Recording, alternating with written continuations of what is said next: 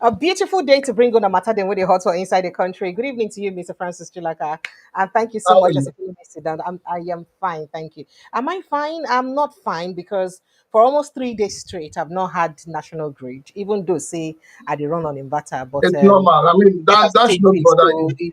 it just they make It's things it bothers me because it makes my work epileptic. it's So Nigeria for you now. You can't be in Nigeria. I'm not allowing Nigeria to happen to you. it's a lot of problem, but then what do? We have to do what we have to do.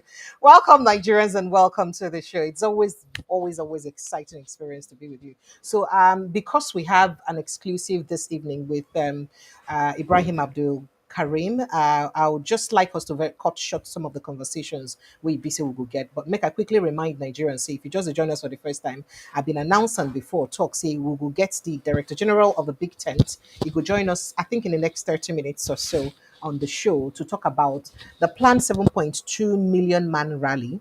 And that is the planned 7.2 million man protest and how Nigerians go fit take back this their country. You know, say me, I did all about progressiveness, way forward, what we go fit do. And they don't also form shadow government. So it will be the essence of that shadow government we didn't form and how that shadow government go fit help us for inside this country. All of this now, which we're going to talk about within the next 30 to 40 minutes when he joins us on the show. So I'll be looking forward to us having an explosive conversation. And just to let you guys know too, on I go fit put mouth talk for inside the matter, call in, ask them questions as they begin talk the matter them because it is very important. Make it for hear from one or two and waiting on our concerns be about all of this matter. But without much ado, make we begin start the matter them one by follow. This afternoon I prophesied though, Prince Francis Chilaka, because Primate Ayodele see vision for different people. And I gave them the prophecy one after the other. You missed that session. Go and watch it later, Mr. Chilaka. If you miss that part of the show, oh no, you're in a long thing. You will go watch them later. But make I quickly let Nigerians know some things that they happen. So because of that, what that one talk, those days, if the person wait talk, I said I want talk, I talk, not be two talk, I talk, come back. That one talk where Peter Obi talk just they cause trouble because God's will Akpabio don't respond to that one talk. Omoyele Sowore don't respond to that one talk. Other people they don't respond to that one talk. Now, even your own party, will be Aisha Yesufu, don't also respond to that one talk. Wait, talk that one talk like this. Everybody don't respond to them. And waiting be that talk. That small ticking it in way talk for Edwin Clark Memorial Lecture. Where he say people will be protest that time. Where they now where they no fit protest again. You know, talk say they for no protest. They say, but waiting make the no fit protest now again. Okoro, not by. It is the problem. That is the talk that is bringing problem. So we'll go extra in, we'll go way in on waiting Aisha Yusuf will talk and waiting be her reaction to that conversation by Peter Obi. And then, of course, concerning graft, that is tifu money for state. ESCC don't receive petition against Matawali for his state. I don't know whether I remember waiting happen when Matawali be the handover. Remember all the drama we happened about cars and no cars and waiting and no. So people for don't think say maybe by now Oga Matawali supposed to answer questions. If to say maybe those things then touchlight them and maybe again hand inside. And some people come. In fact, the people then where they some of the youths then don't they talk say come ESCC excuse me. Why you not just they keep blind eyes since so waiting concern Matawali? We no reach to file petition against them. So now they don't conquer another petition, go give on top Oga Matiwale head. So all of this matter them and more now go the touch lights put inside make of see the see as it happen. So before we go straight to Aisha Yusufu on, I've been talk about them for afternoon. I don't know whether I make a talk about them now again, just for the purpose of this. You know, say Akpabio, our Senate revered dear Senate President. He been answer people will be they tell him say if for step down because of say Natasha Akpoti accuse them of something. Say when sexual harassment accusation done on top of your head, you supposed step down. Now you can't say excuse me. Look. So wait. No, they carry this play too far. So on a good day, when I been expect say I go step down, what tell on for step down? Step down from where to where? Because of say person do waiting I know do. Now I say I for step down. I wanna go you stop that kind of things I for step down. This now waiting happen for your absence. So I they give you tataful updates on some of these things that happen for you. As I said, step down for where? I for not go anywhere. I need to go anywhere because times don't they when people accuse people of something. This matter it talking because of say the Senate leader Bamidele pass vote of confidence on him. And we could just listen to No, that. I'll test that. I want to test that. You know, if you watch what has the current revelations in America, you realize that there are some black people, because of their skins, who went to prison, sometimes 37 years, sometimes 27 years, some 25 years, for false allegations. So I'm not one of those people who that you say will step down for false allegation. Then when eventually it is proven that the allegations were false, they will say, oh, we were unfair to Akpabio. No, I'm not that bad. So if you had that in mind, please cancel it. So having said that, I must thank you for the words that you have spoken today. But I also know that in the course of your speech, you did not indict, but you reported the Honorable Minister of Defense to the Senate. I think the Senate will look into that issue. If the Honorable Minister of Defense has any objection or any issue with any resolution of the Senate, he shouldn't do so in the market. He should get in touch with the Senate President or the Senate elders. Senator Ninki, I think I'm speaking your mind. He should get in touch with us, not to go and speak in the open. And it will amount to executive, legislative brouhaha. So we'll take that up at the appropriate time. So you hear that one? My Oga say I he thank you don't for the want any confidence, and I assure legislative you executive that we'll brouhaha. continue to So do he our doesn't want a situation where a legislative and executive go they get issue. You know, that kind of thing. Did you hear everything when you talk? You know they hear him. You they hear me? Your volume is very low. I can't hear you. My volume they low. It is very high, yo. Can anybody hear me very well, or is just you? Could it be from your device? Yeah, Because I didn't continue. hear No you worries, very well. continue. But you hear everything what Gakbab you talk. Oh dear, oh dear, oh dear. We don't get this network issue again. So while you girls, when I hear what's in it, wait, talk say, we don't want any legislative and executive brouhaha. So I beg if the Honorable Minister of Defense gets any problem with us, if you just tell us openly, make you no go talk for market so that we go fit address them. So we're not supposed to get problem between executive and legislature because all of us supposed to work hand in hand. You know that kind of thing. But then also here when EBC respond concerning Natasha's case, when EBC Ogaba Mideletel and talk say, thank you. We've passed the vote of confidence in you for not stepping down because some people think, say we, the Senate, for tell you to step down when they accuse you, say you do what you know do, but thank you, say you know step down. Prince Francis Chilakas, I don't know if you can hear me. Can you hear me? I can hear you. What happened again? Network? Okay, but now the volume has been very low down here. You want me to respond to Akpabio? Yes, please go ahead, sir. Just go ahead. Well, You can't turn on your video. my video is on. I don't know what's going on. Oh dear. Okay, yeah, Okay. so it's fine. Go ahead, sir. So basically, we seem to have a whacked and weird people in power. We seem to have people who believe that everything about Nigeria, everything about governance revolves around them. What I know is that the political class is setting a very wrong precedent and a wrong tone for the ordinary Nigerians to follow.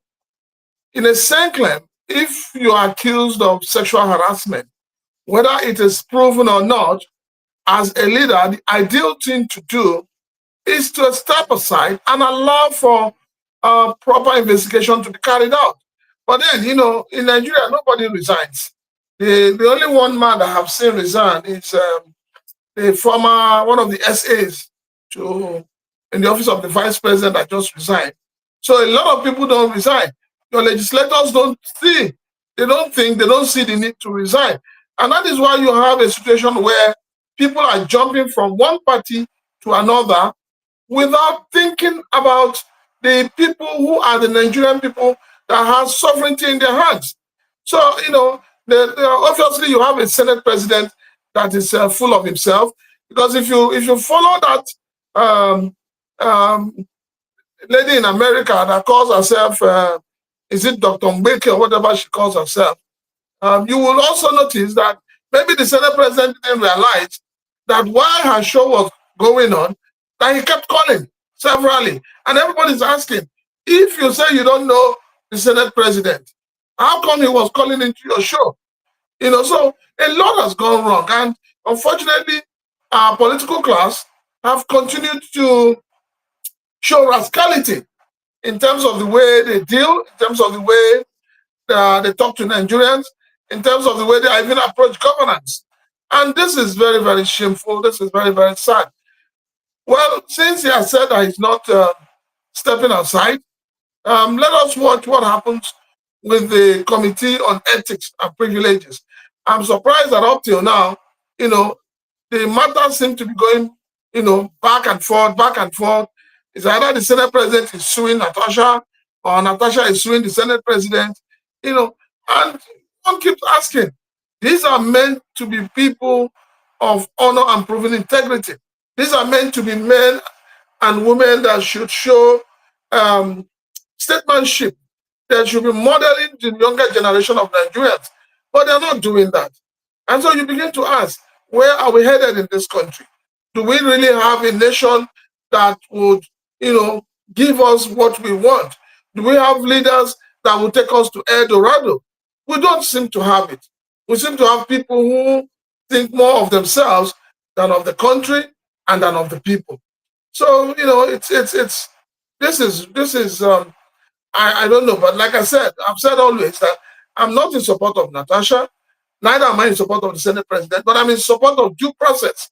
And that due process is that you cannot be the judge and jury of your own case.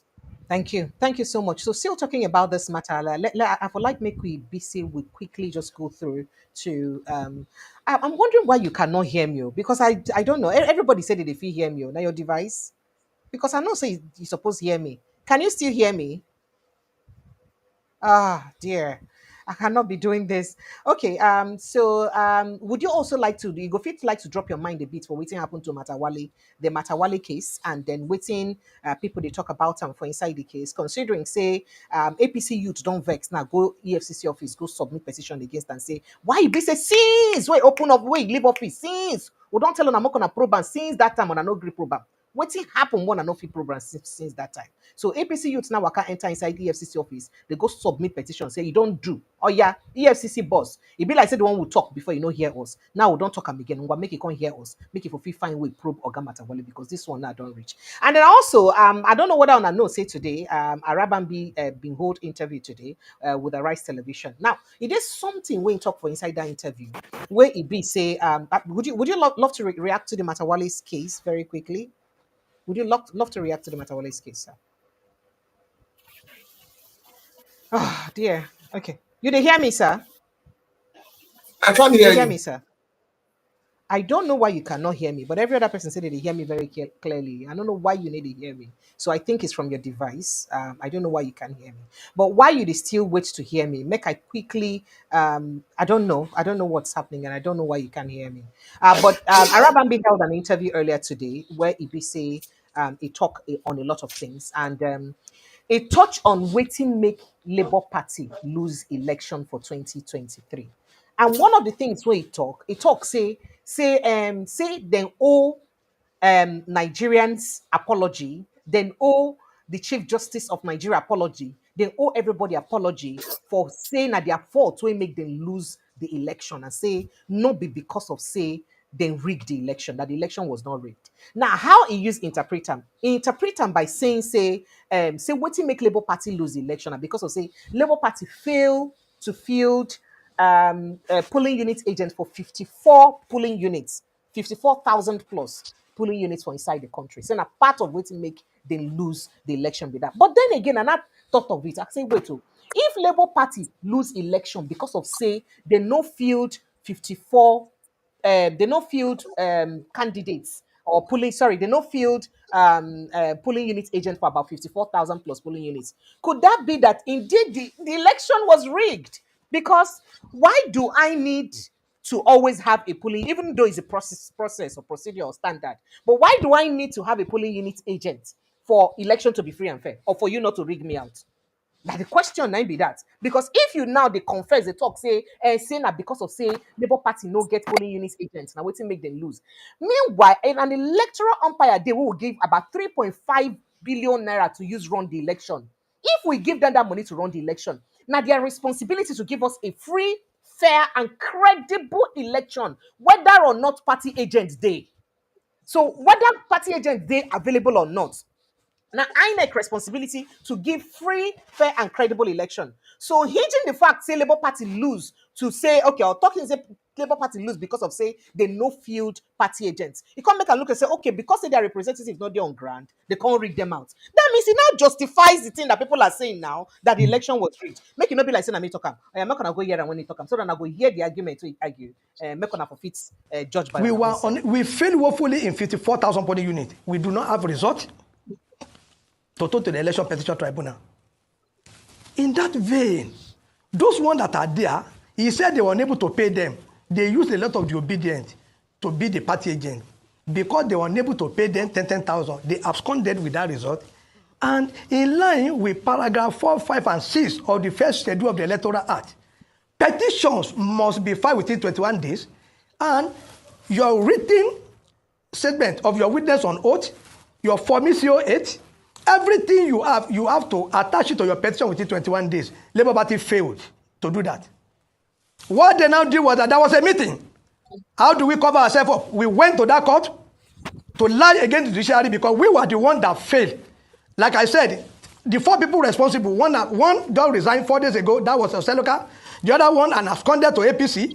While we have Aisha Yusufu and Pastor Gadolo, they were the one that handle all the party finances. I am going to challenge Nenadus or anybody that we should join here. We will bring the account that Labour Party did not touch the party campaign. The party campaign fund. It was handled. The 2 signatories are Pato Gadolo and Aisha Yusufu. Those were the 2 people. But why they are unable to pay agent remain the internal problem. But we went to the court. You see a lot of Labour Party faithful publishing the names of those judges. You see them accusing the INEC, accusing the APC. Now, if you have 189,000 polling units, you fail to feed agent in 54,000. Which election are we now saying we won? That is where that problem comes from. But our president candidate wanted this issue to be covered up. And that was the division between them and the Abure-led NWC. That was where the issue started. They deceived Nigeria up to today.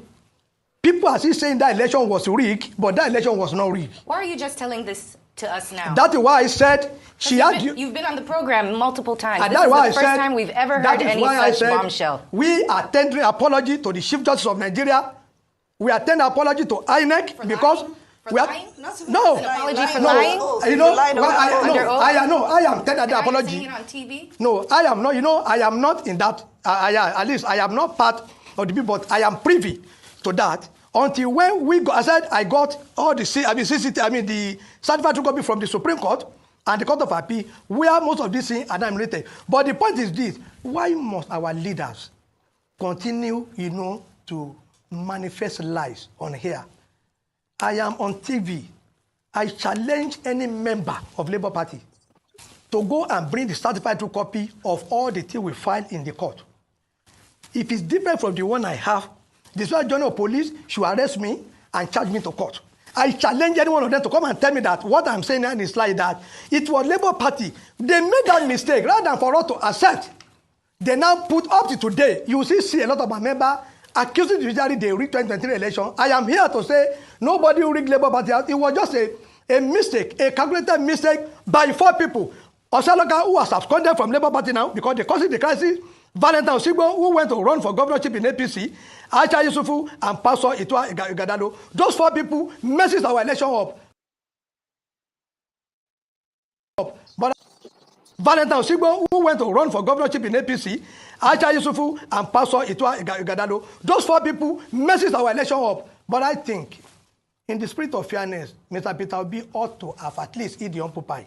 He knew about this, but they wanted to make Abure a scapegoat.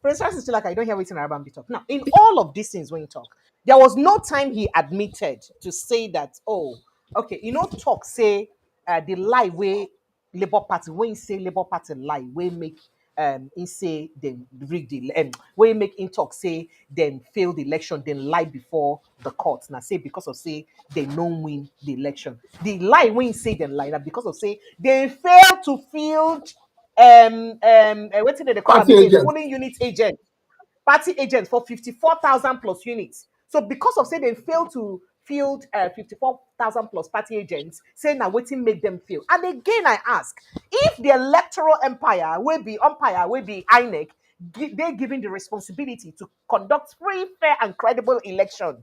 Free, fair, credible election and inclusive self. Free, fair, credible, and inclusive election. If now waiting their mandate be, and I remember say about 2010, the 2023 election, they give INEC about 300 billion, 305 billion naira or so, where they use run this election. If not say they give them that amount of money to use conduct election where everybody go see say they free. Why do we need a party agent for the for us not to be rigged out or for us to be able to pass the election? That's the question I ask. Why it be say the lack of or the inexistence of party agents go make a party fail the election? That's my question one I want to ask. I beg, sir. If you get answer, help me answer. You know, I've stopped listening to the likes of Arabambi and Apapa, because these are two men that have no honor, they have no respect for themselves, they have no integrity whatsoever. These are two men who have been speaking from two sides of the mouth. If Arabambi, as he claims, to have suddenly turned a new leaf, to have suddenly become a born-again Christian, to have suddenly become a man that has been anointed by God, to have suddenly become a man that the Holy Spirit has fallen on him, what was he and Apapa doing in court when Peter Obi was in court? What were they doing in court? You see, these are people who, how do I put them? They are behaving like maggots. But you hear what they talk when they refer to the matter, they say they Labour Party, they refuse. So you're not talking like say he even follow. That's what I'm as saying. an official of Labour Party. He is Not exonerating. even address the matter like say he shared for the responsibility. No, he just a call. He's exonerating his stupidity and callousness. Yes, that is what he's doing. Arabambi should be a man that should be put in a cage with where a dog should be. These are not the kind of people that should come out here and be talking rubbish. You don't insult the intelligence of Nigeria just because you believe you want to support a political party, you want to support a particular candidate. You are trying to be very tribalistic and myopic in your mindset. Sir, what try for entire year and I try be no. No. You see, sometimes we need to look at things beyond what the person is thinking about. Oh, suddenly, Arabambi is now telling us that the judiciary have done the best. But you have not seen anything wrong with the same judiciary that took number 4 and made number 1. He did not see anything wrong with the judiciary that said to you that all the evidence brought forward by Atiku against the candidate of APC, who has now become the president of Nigeria, was not admitted in court. Suddenly, no, you're not talking about suddenly, Arabambi is now the one telling us who the people voted for and who the people did not vote for. And yet you sit down every day, you're telling me you're a member of Labour Party. Is he not being stupid? Is he talking like a man that has common sense? Oh, so because a party did not field agents, then INEC and APC now had the monopoly and the audacity to rig the other parties out. We just have a lot of people who have no critical thinking system in them. They don't think critically before they talk. They just talk because they feel that they should talk. If Arabambi has common sense, he will go back, and if he listens to this interview, I'm telling you, he will never appear on a TV show again. Okay, but then again, also looking at it from that angle, we also know, say, it was a thing at that period because remember, say, INEC before the election, they published the list of political parties and the list of the party agents across all polling units. across all the polling units for inside Nigeria. And then it was also obvious, say, Labour Party no get enough polling units. So as you take B right now, and in fact, this surprising for a lot of people because Labour Party na party where be say be no the very national at that time. And at the Peter Obi effect, now waiting being carry Labour Party, give Labour Party that's a fact. Now that the Peter Obi effect, now give Labour Party this awareness where it gets for this just concluded dead election. That is the 2023 election. So waiting it be say will Labour Party beyond all this kata where they go through now. Waiting it is say they go don't learn from this to make sure say next time they get more people for ground to pin to make sure say I think the first thing first was that Labour Party was not prepared for an election. They were not prepared. So what's in maybe they come there? So what were they doing? They were playing and I make way back. The point is this: to start with, Labour Party had no candidate. Labour Party had no candidate initially, so it was not a known party, and because it was not a known party, Labour Party was ready to do what APGA did. Don't forget that APGA in 2023, before the election, adopted the APC candidate as their own presidential candidate. Meanwhile, APGA had their own presidential candidate. So Labour Party, as at that time, was clueless. They had no vision. They had nothing going for them. It was just a bunch of people who just came together, claiming to earn a political party. Even the Nigerian Labour Congress and the Trade Union Congress that are claiming to own Labour Party, they had no status quo. So they had nothing. So when Peter Obi came into the party, and then suddenly we heard of, they said 3 people were tweeting in a room, and from the 3 people, it got to 5. From 5, it got to 1 million. That was when Labour Party now said, let us wake up from our slumber. What Labour Party was supposed to do as a political party, they did not do. They were all relying on their political and their presidential candidate.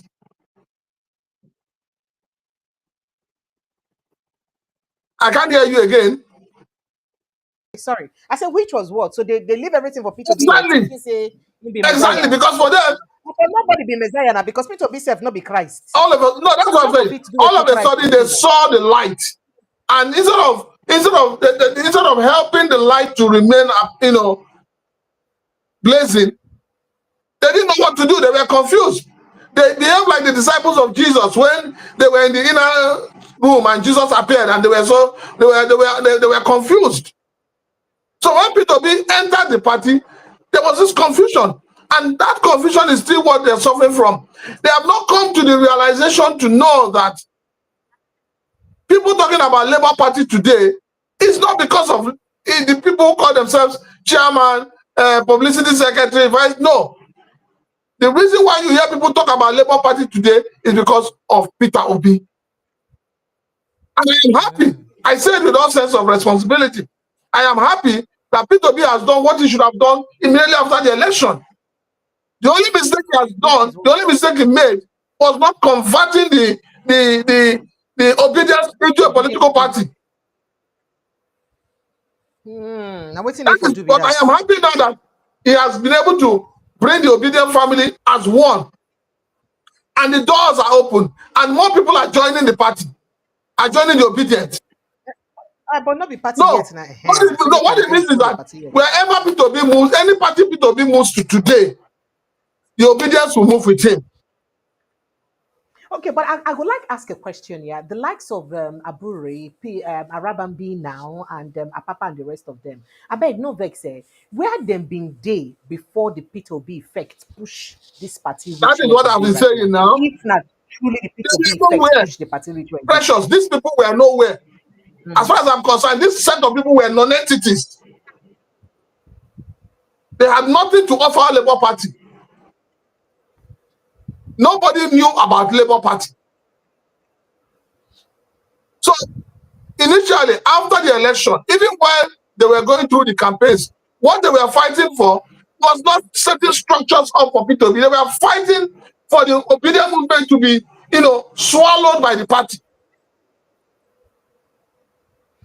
Okay, so but it also did some things. So ABC, I think Arabambi mentioned for inside that interview where and that thing I waiting we don't make the round before now. Say about a few people squander the money them where they supposed use give people for inside the party. Remember, say the party then talk say especially obedient movement they say they then gather money where they for use mobilize people then to use work for them. But people then when they hand over this money, they no agree give people then this money and a part of waiting lead them to where they did today. Is that not a thing to also look at to make sure say next time they go do their due diligence, they go learn from this? Well, though, if you know the name, And how is it that a party that even calls for change, we talk saying that them better, we can't get people who will no, do that kind of thing inside?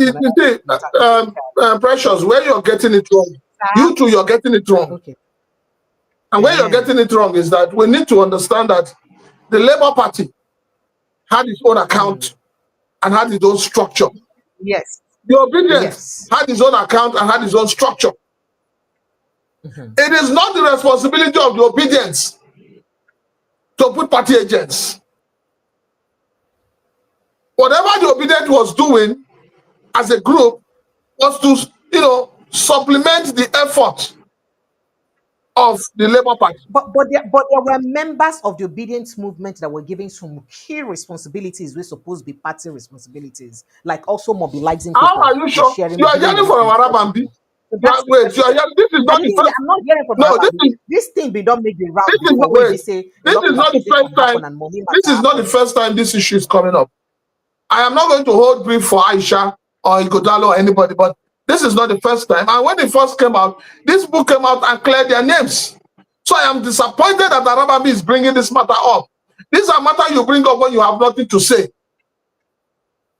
If they say they want to build Labour Party back, a party member cannot be saying what Arabambi is saying. You remember when Ndume, you remember when Senator Ndume attacked the president? The party did what? Yes. The party called him to order. And he thanked him apology. Sharp. That is what, you see, in Nigeria, the way we operate, party supremacy is very, very, you can't play with it. So I don't think anybody that is in APC or PDP, even as fractionalized as PDP is, will come out and say the jargon and rubbish Arabambi is saying about his own party. And yet he still parades himself as whether a national publicity secretary or whatever of the party. You saw the role Arabambi and Apapa played towards the tail end of the Supreme Court case. And at the point, people were asking them, where do you belong? So I just feel bad, and I feel so disgusted that people who should have nothing to do with politics and party politics are the ones in the field.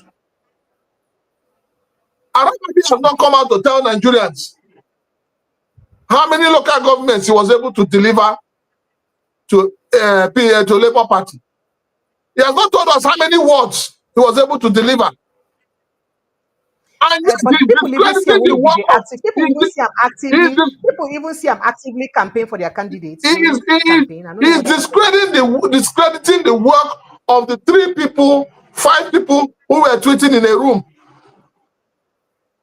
When people were being beaten in Lagos by thugs, by those who believe in carry it, snatch it, and run, where was Arabambi?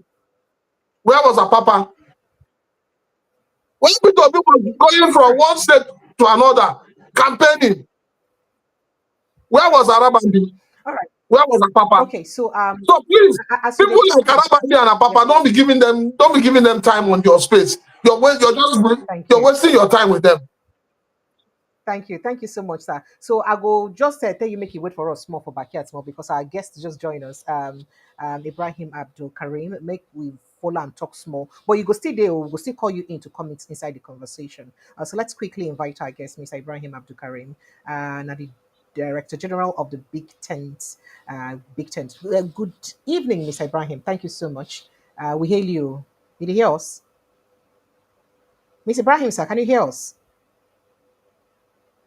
Hello? Hello? Oh dear, you be like saying don't come out. you know they hear us. But okay, so is there one of the things we be say the Madam Esther Nenadi Usman talk about? She talks say one of the reasons we make this problem they happen for the party now because of say some people just sit down tight, say them even though say their tenant don't pass for inside the party, they not just want to come out.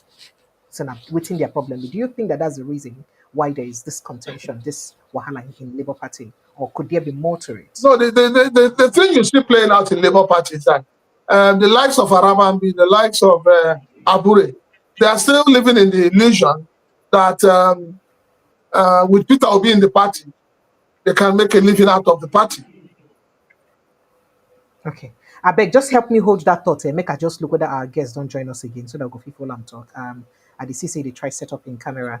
Good evening, Mr. Karim. Good evening. Thank you so much. Good evening, President. Sorry. Thank you so much. This is my Thank first you. time It's using okay. the stream, so don't know how to work. Okay, no wahala.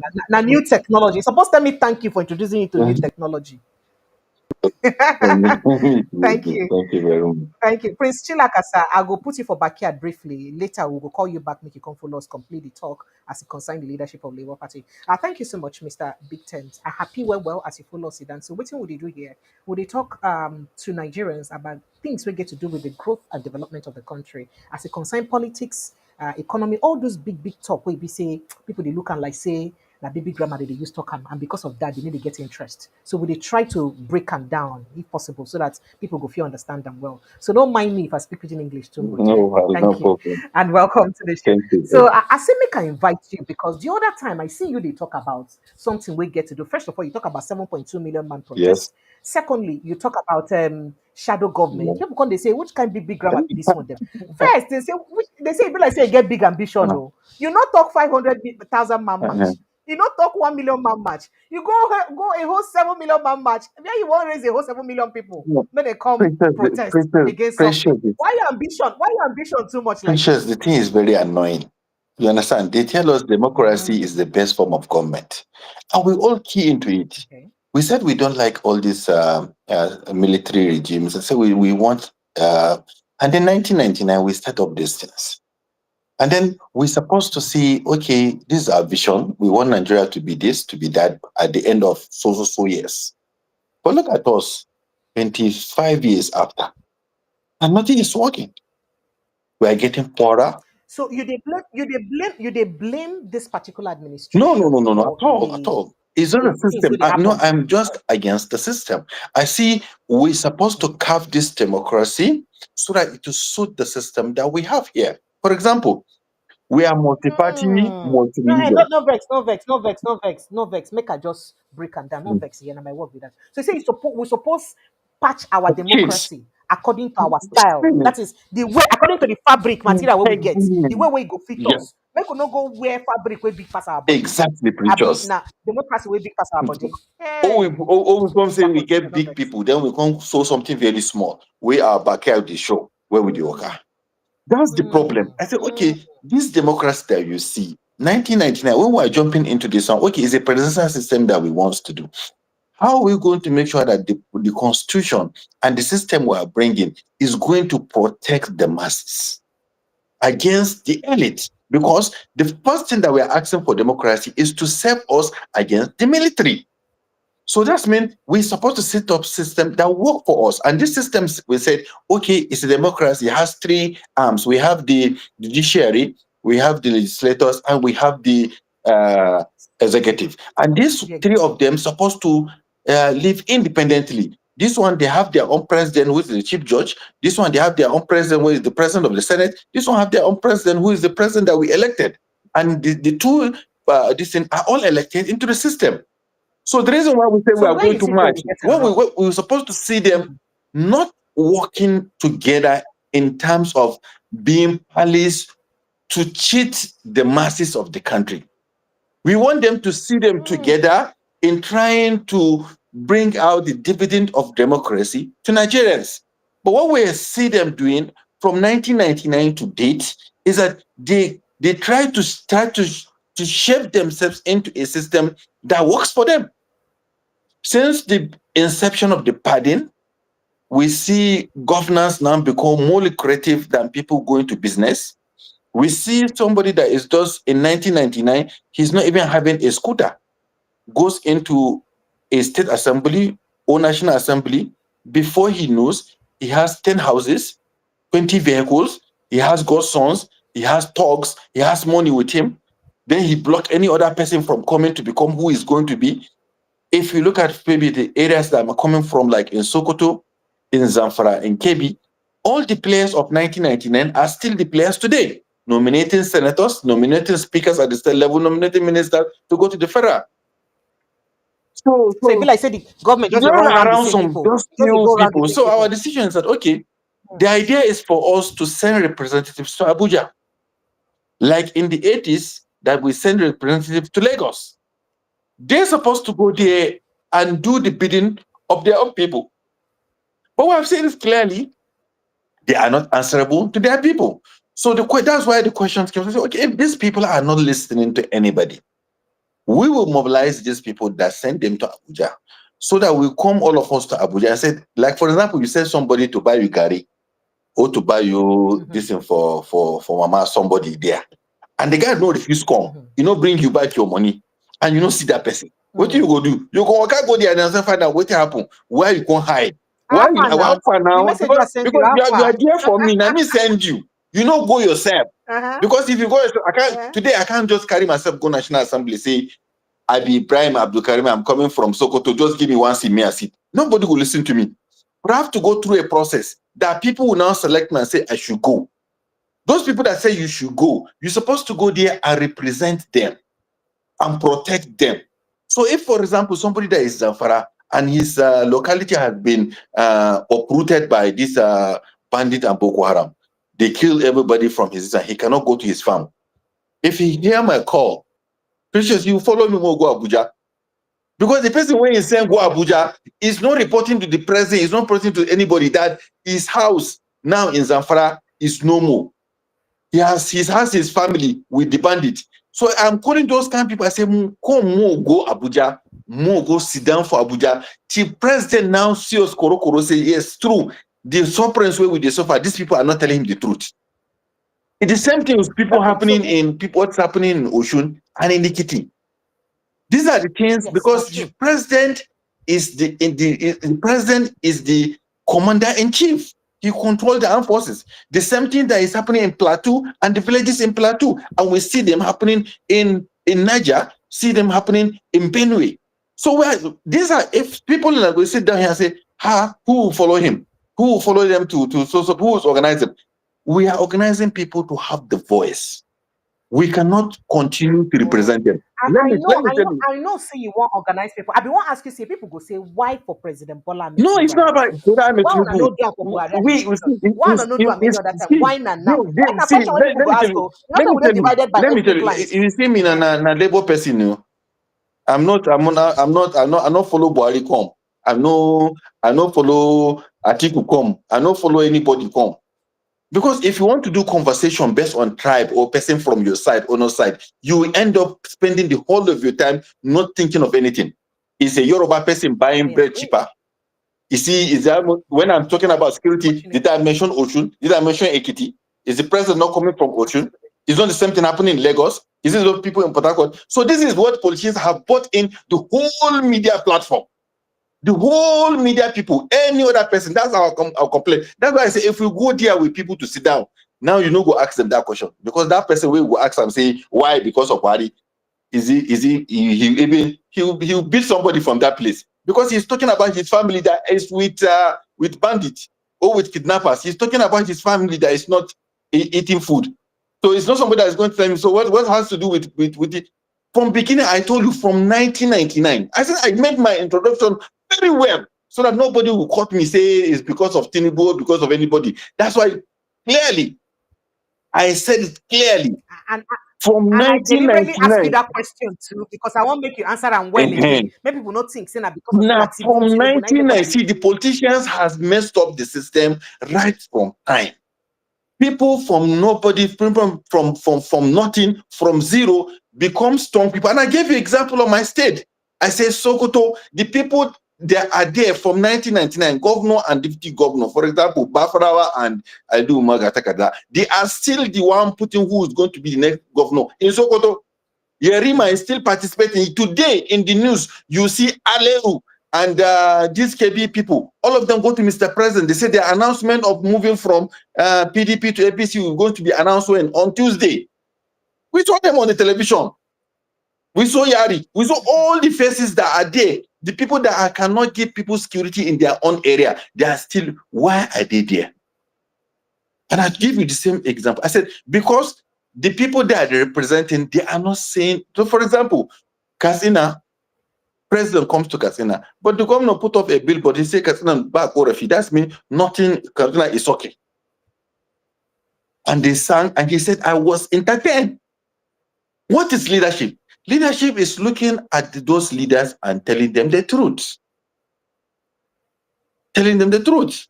If you can't tell them the truth, then you now stick to your religion or you stick to your tribe. Then at the end, they will be milking us. Because at that level, nobody is negotiating based on tribe. Or if you bring the list of people that are going to FCC now, you will see them.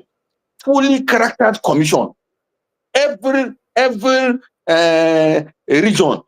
region, as per stealing people's money, everybody's name, you will see them there. But when it comes to national politics, so wait. So everybody don't see, whether Muslim, Christian, if at that moment, they are good friends. They are the same team. They win together. But when you come to the masses, then they will now divide you. You say, now I told somebody. He said, why are you not supporting Atiku? I say, if Atiku become president tomorrow, they will say, why are you now? It's your brother. Allow him to finish his term. Why don't you do this thing during Buhari or during Tinubu? So now anything that we are talking about, now if it's happened to be Peter Obi, then the same people will now say, oh, no, allow Peter Obi to continue killing us. He can make the price of petrol to be doubled, not be 1,500 as Swaju Karim. Men carry on to like 3,000. If you want to talk, you say, why don't you talk? You are Yoruba person. Why are you talking? Because it's a Igbo person. What has to do with somebody being a criminal? And we started this thing with this bandit. When these Fulani people started doing it, we are not supposed to give them any connotation. We are not supposed to say when Anini was stealing or when so person is doing something. Nobody gave him any connotation of which tribe or religion is he coming from. We give him that type of a criminal, and we catch him as a criminal, and we punish them as criminals. So they will not get sympathy of their tribe or get sympathy of their religion. So, but because Nigeria is a multinational, multi-language, multi-tribe, and multi-religion, it now becomes. So, do you think that, for instance, this case of Fulani, where did they talk, say armed Fulani herdsmen, they attack people, for instance? You think, say the fact that they even put the tribe Fulani in it, now make it be like, say, government they weak. Of course, they're giving those criminals protection, so that now that Fulani where the NMPC, that Fulani where the commissioner of police, that Fulani where they in the colonel army, he now feel like you are now going against his own tribe. You understand? So even if they give a matching order, say, go attack this Fulani. You now say, okay, what about those guys where they Igbo side? What about those guys where they do for Igbo side? No be ESC and they be name. Why are they not killing people? Why don't you send people to them? So when they now go to now take up an ECN, they say, you send Fulani people to come out with arms and with cloth of government to come now attack us because it's under Buhari's government. Now, no. Now you are now sending all the security agencies. Now the two army staff is Yoruba. That's why we want to go up. Then the cycle is endless. Among these chaos, around that chaos, they are stealing billions and billions and billions of money. Now, this one where you don't talk billions of money. You know, say you don't remind me waiting in say Interpol being talked the other day. Say the money where they come up for Nigeria every hour. Money in dollars so they leave Nigeria every hour. Say it go shock person. But let's even look at the ideal situation. What do you think say the ordinary Nigerian supposed deserve get from government? When make you don't look at now, don't look and say this thing we don't tire. We don't tire, we'll not be doing like this again. What's be the expectations or the things and what this democracy supposed to do for Nigerians what you need to do? So that you know say if person no understand what's in the miss, You know, go know why you go fight for that thing when they miss. You understand? But if people understand what thing they miss for good governance, then they go fight for that good governance. So what's the things when Nigerians they miss for good governance, where they know they get to? We are not even getting anything. As in, we are getting zero. Let me tell you. Not because the primary objective of government, why say people agree say government will be, is to protect life and property for the welfare of Nigerians. Carry constitution, read them, no me talk am. They say for us to allow people to have this president seat, this one be governor, this one national assembly, this one minister, this one chief of army staff. Formation of government, the primary purpose of formation of government is for the welfare and well-being of Nigerians, for the protection of lives and property. Let me give you a good definition. If you see a minister of health, his work is to make sure all the health indices and apparatus are working so that man, work well, young person, woman giving birth, everybody survive, get good health care. That work. If you see Minister of Works, you say, what do you go for? But that one is to make sure the roads are motorable and bridges are okay. The roads are car worthy, not our cars being road worthy. Yes. You get what I'm saying? Then when you go back to, we say, Minister of Water Resources, people need water to survive. He's still protecting life and property. If you see Minister of Budget, he's doing Minister of Finance. If you see any component of government is established strongly to protect lives and property, including the judiciary and the legislators. So it's supposed to be, because if life better for the people, they don't. That's just what is country. That's what is country. So the whole of the beginning of democracy circle around a conversation on how somebody, a Nigerian, will live happily, will live as a person with dignity. Precious, you have to live with dignity. Let me ask you something. As they talk dignity now, I don't imagine people with a rush bag of rice and grain of rice. That's me dignity. That's me. Yeah. So even if you call your sister today and say, my sister, please, I need rice. My house no get rice. You have already lived that dignity. Now you expose yourself. Once you call your brother and say, please pay school fees for my children, life of dignity has already lived you. The sense of government is for you to create that life and you feel comfortable living around your peers and friends. You shoulder high, living a life of yourself and protecting your own family. That's what government is supposed to give to us. So if I sit down to start mentioning what government is not doing, the only thing I will do is that I will pick anybody on the street and just put it on this table. Bam! I say, well, Precious, look at this man. Did he look like person with government touch? Because person with government touch, if you stand for Abuja, we go see them now, they look good. They look happy.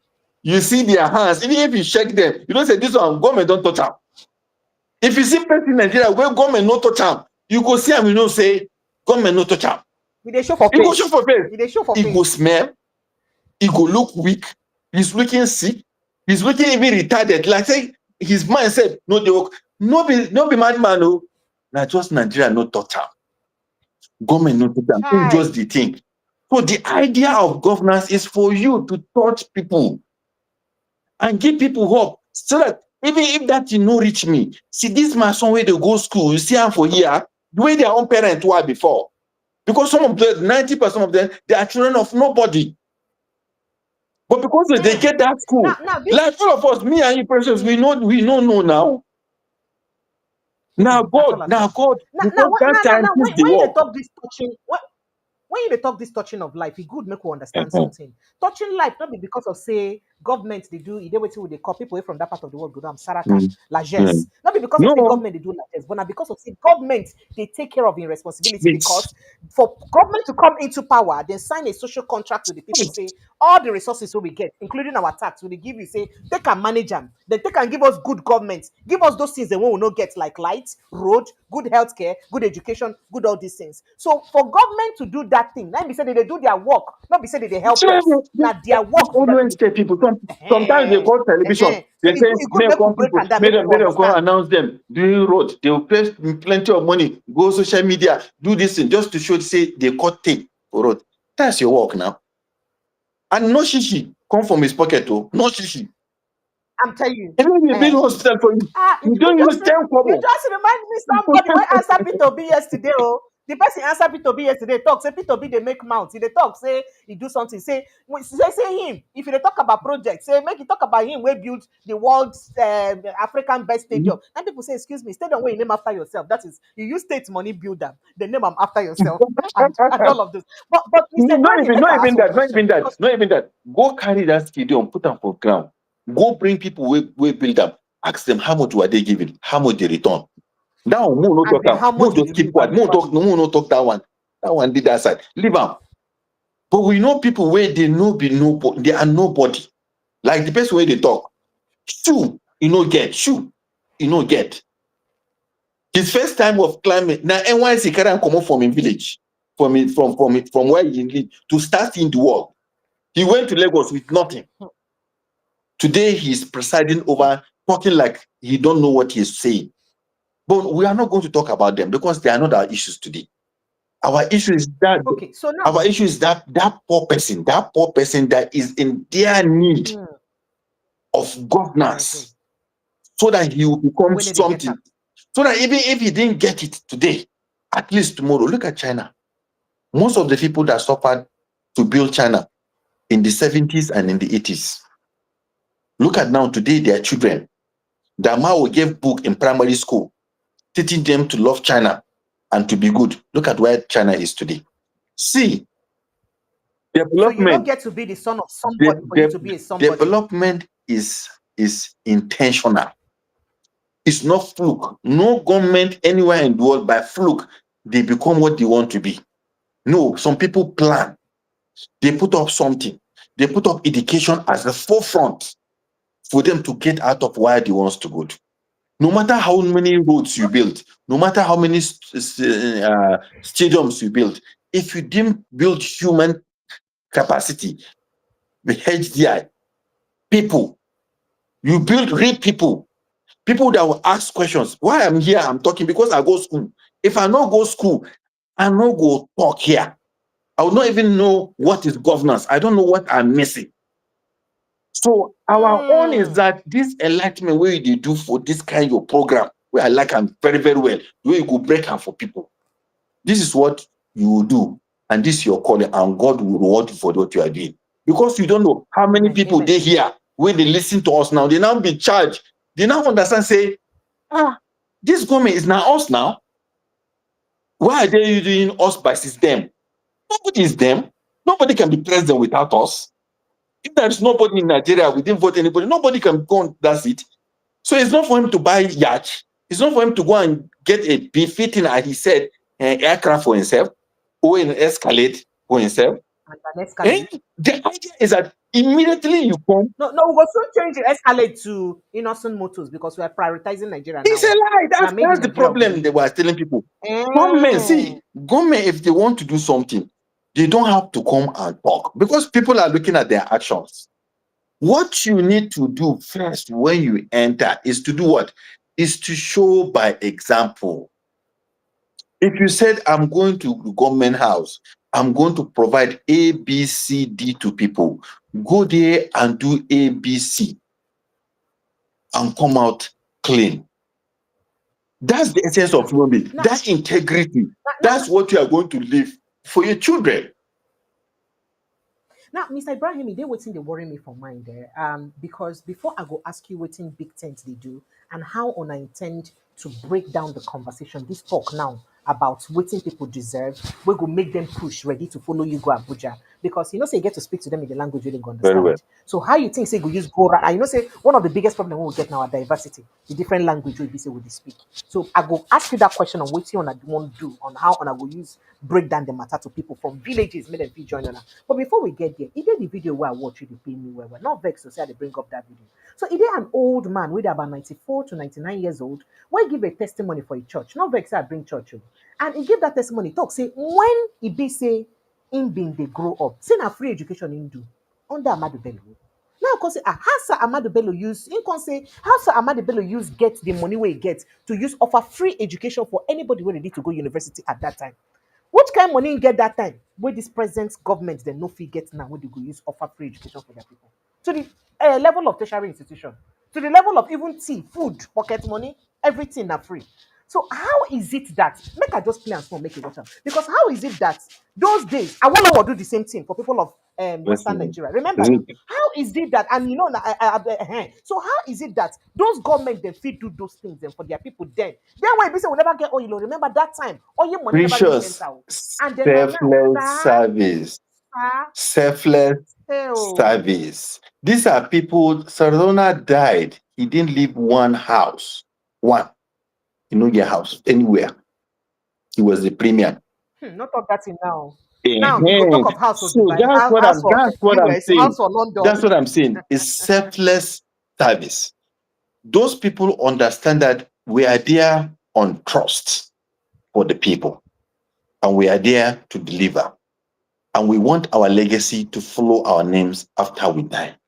So they come in eyes open to help those that cannot help themselves. And they have not discriminated anybody based on religion, tribe, or origin. They just want us to be human beings. They just want us to be human beings and compete everywhere in the world. Somebody used to tell us that the only country that is not working for Nigerians is Nigeria. If you see Nigerians, even in Ghana, even in Benin, even don't talk about you see Nigerians in US or in Europe, in any other dispensation or any discipline of life that you see them in NASA, you see them all in Silicon Valley, doing well, commanding companies and being big CEOs. And you can see them even in Nigeria. They are wise enough. But the system of divide and rule, the system of weaponizing poverty so that at least we keep them voting them into the system by giving us peanuts, that's the mentality of not only to say a Nigerian thinking or mindset, but it's like an African black person mindset. You just want to be on top of everybody. You don't feel that giving freedom to another person will not is a freedom to himself. So you don't want to know that papa that make that call and make that conversation. That's people that are 60 years and above today. I said this man are 90-something years old. They started. That's why I say from 60 years now and above. Anybody that is 60 years, they pass through those university meal ticket, free most blah of our blah. politicians right now pass through Let that. me tell you what I call them. Me and my friend, we call them wasted generation. Oh, they wasted the whole country. They wasted the opportunity. They waste everything. They now become people that just have like mindset for who they are and what their children will be. So taking their children to school is not because they want their children to be professionals, but they want their children to escape poverty as they escape poverty. So they now bring what is called escapism into the system. Everybody just wants to escape so that I will not go to that LEA that is dilapidated. I can now afford a private hospital. So once I can afford a private hospital, who cares? The rest of the world can go to hell. I have a car, I don't go to motor park. So who cares? I can go to supermarket, I don't have to go to local market to buy tomato. So who cares? Hell. So what they do is that once I escape from the Nigeria happening to me, so I just feel God has blessed me. The churches take this mantra and run with it and start doing preaching prosperity.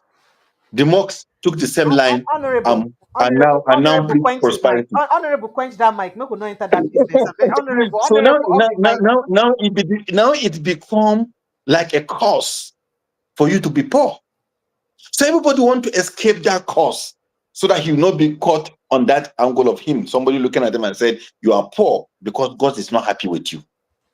So the person that is stealing money, he's stealing money, people's money, but the clergyman will still receive his tithe, and the imams will still receive his donation, and say, God has blessed you.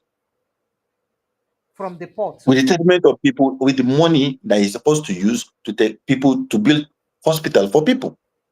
Hey! How will God bless that kind of money?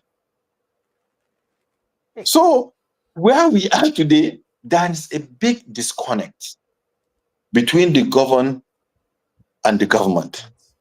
Okay, so these people, this gap is supposed to shrink for us to move forward. And this environment is too toxic with the coming of this social media team. Before, I can never have a program with Precious from my house, comfort of my place. I have to go to a studio. I'm telling you, I have to go to a studio and I have to go to Lagos. Even if I come to Lagos, we are going to be guided by some of the things that I cannot say because I'm going to meet you as a licensed government broadcaster, which has to go through the ethics of what you're supposed to say and what not to say. If you are under military rule, you can't even say to shut you down. But now, at least we have the WhatsApp, we have the stream and other places that we are going to continue to talk to people. So when you ask how we're going to reach people, people are getting aware now. People, this is your program. You don't know how many people will listen to it, how many people will share it, how many people will now move to now start having this conversation on Facebook, start this conversation on YouTube and other places. TikTok, and they use do other things. We post them there, maybe. Of course.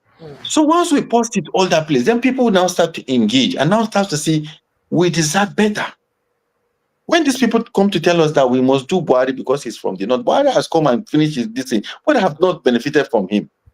The Yoruba people say they said this on Emilio Kon, the thing go Emilio Kon, but we are not seeing what we're supposed to see. We are still hungry. People that come from Otoke, from Jonathan, this and they will not still go there. You go see people, but you don't tend to put in short knicker, put singlet. So nobody for any tribe where be say their leader they nobody is the same, but it's only the elite class which they have their own tribe and their own religion, which is called money. That one, they chose that class. That class, that's what they pray, that's what they worship, that's money. Their tribe, that's what put them together. And the brothership where they get for that money. But us, the masses, we don't get that kind of brothership because they protect themselves. They do solidarity. If one of them get problem, they will gather and solve that problem. Go and see their burial. Go and see their weddings. Go and see their naming ceremony. Go and see them on vacation. See how they relate to each other with love. Come to the masses. You see how we hate each other. How we don't like each other. Why we don't listen to each other. We go to the same church. We go to the same mosques. But the hatred showing among us, it's even beyond what we can see. So what we need to do is that we start to talk to them. You are putting your anger to the wrong person. Okay. You are hating the wrong person. You are pushing your energy to the wrong place. You need to now go use side by side with that your neighbor. Go and protect your votes. Enlighten yourself on the dividend of democracy. What you need to see, not somebody to come and give you spaghetti or to give you 1,000 naira or 5,000 naira to vote. That 5,000 naira will not take you more than 1 week or just more than a day. Because if you are sick, you need medicine. You need roads that somebody will carry you from one place to that other place that I want. If your wife is giving birth, you need money to take care of her so that she will not die with the baby. As infant mortality, which is already rising still here in this part of the country. So, because we think alone, we think for ourselves, that's why it's giving us problem. But when you start thinking for everybody, that's why I say any leader that will come and change this country is the leader that his only sole purpose is to unite us for development. Unity for development. So that his appointment, his words, and any action he will take is towards unity for development. So Nigeria will save itself and save Africa. So if we don't have anything that will have that mindset, that somebody is thinking it's his turn, or it's his time, and he's thinking about himself alone, there is no way you can lead if you think of yourself.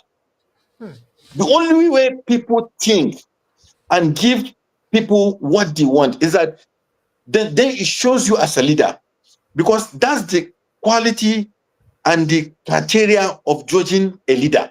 And that's what will give you that name, people to remember you. If you work entirely your life for the purpose of people. Just look at from the medieval to today, including God's prophets. The only thing that reserved their name today, if you look at their history, is not the amount of money that they have. It's not the amount of children that they have. It's not the amount of luxury life they have. It's their common commitment to the uplifting of human beings. And that's where God will help you. If you need God to be in charge of your affairs and to help you, go beyond yourself, go beyond your family. Be a person that wants to see everyone happy. Dedicate your time and your life. The way evangelists and people are saying, and imams are saying, we give our life to Christ, for example, or we give our life to Islam, for example. It's not about shouting Allahu Akbar and killing people, but doing things that will benefit society. Because if you go back to your prophet, for example, Prophet Muhammad, that's what he lived all his life for. If you go back to Jesus, it's the same thing. So if you call yourself a clergyman, the first thing, or a religion person, what religion comes to do to anybody, religion? I said, the religions come to bring the best of character to a human being. Okay, so Mr. Ibrahim, because so you can't be a good religious person or going to church, but you're still hurting people. Natural. That means the religion is not beneficial to you. Inside your body. You know, enter inside your body. Okay, so you don't try to explain, say, on go meet people one by one and look for a way to sensitize people, just as I ask you a question, because I really did wonder how on go fit use raise the whole 7.2 million people to carry go Abuja. Another thing that how on won't use move all of them enter Abuja. Where be the space for Abuja where 7.2 million people go day? That thing would be possible. They will know. Say, you know, some talk as if it's a tall dream. You don't think it's a dream? Let me tell you how these criminals work in their lives. Is it possible somebody to come to your car and open your car and take your car and run away with it? It's not possible. What did that man do? Because he wants to steal your car, he made that impossible. So what we are saying here is that we don't see things as when they are possible that we do them. Anywhere how we go enter, let me tell you how we go enter. Let me tell you, if we decide to bring 7 million, then 10 million can enter. We achieve it. If we decide to bring 7 million, 1 million enter, we achieve it.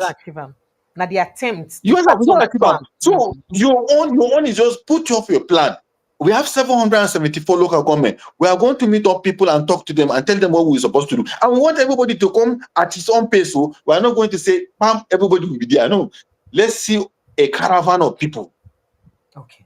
And no, you don't talk that one. You don't talk that one. I like as you talk about sharp before we enter shadow government. Before we enter shadow government, a caravan of people let them come, right? The last time when this election happened for inside this country, where protests happened for inside this country, they charge children, minors for treason.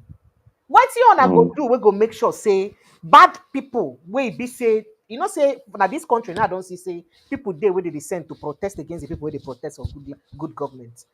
So in case they bring people now or somehow bad protesters come join on together, come cause katakata among them. What you wanna they do to make sure say Precious, that's why Precious, that's why I no call 7 people.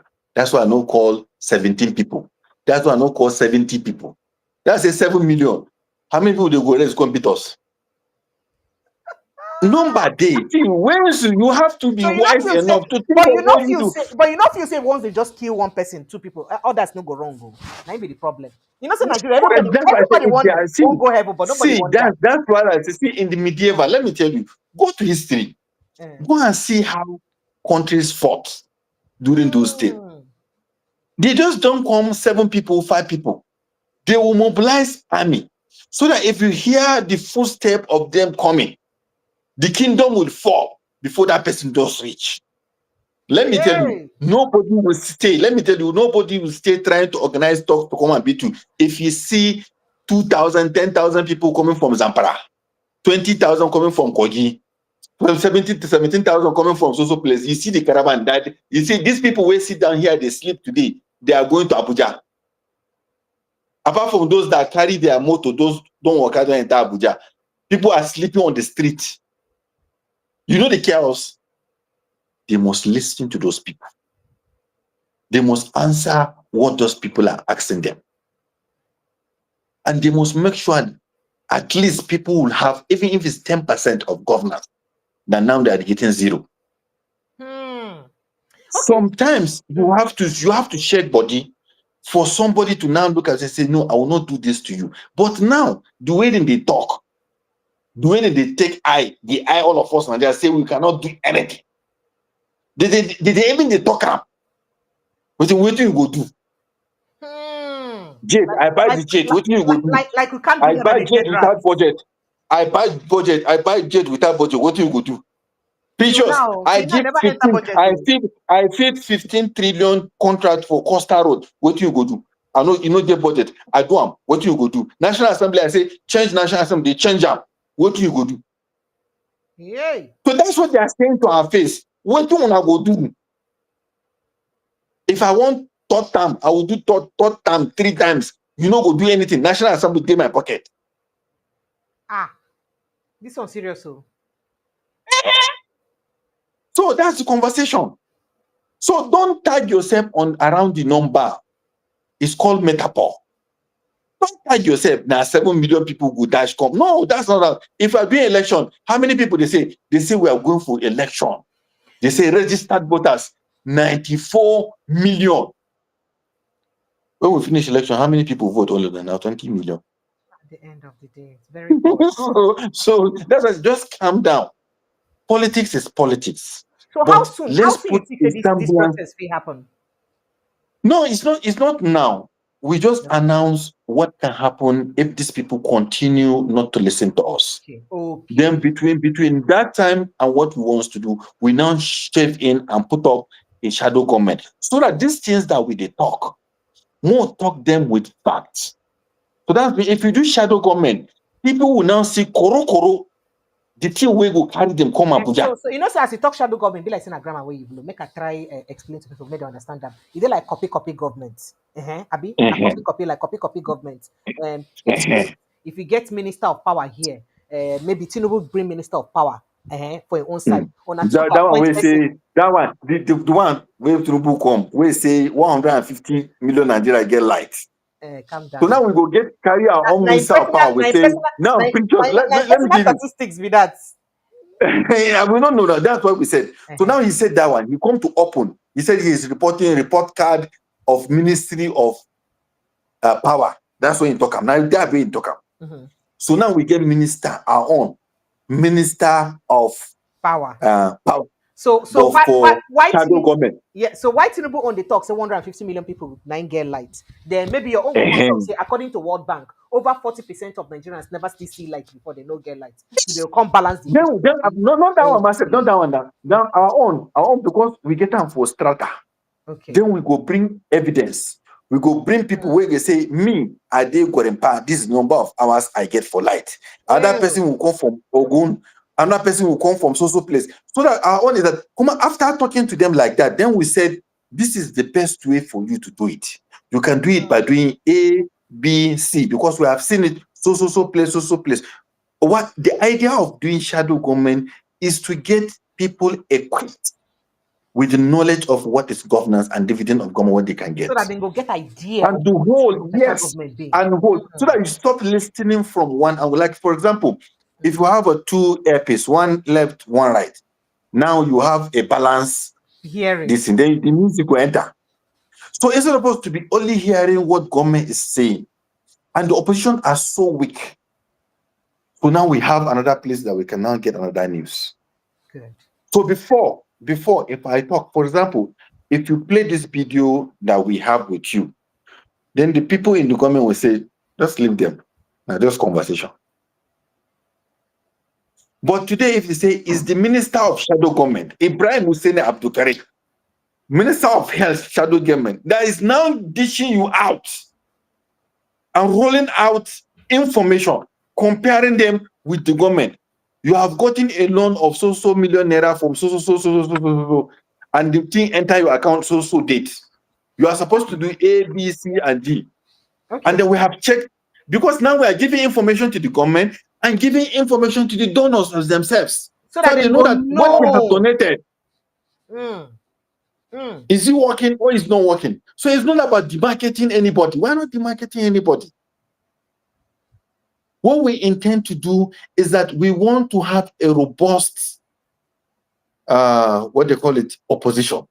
The opposition system now is very weak, and any president can buy everybody off. Now, speaking about the opposition system, a lot of people talk they deliberate to weaken the opposition because of it's deliberate. You think say you follow them think like that too.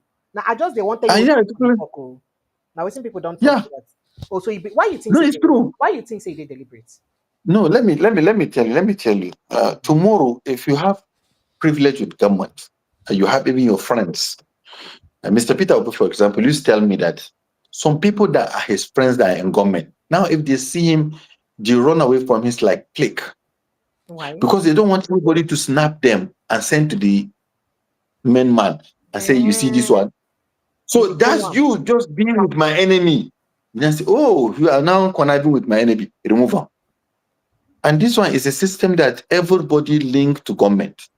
People eat food by being close to government.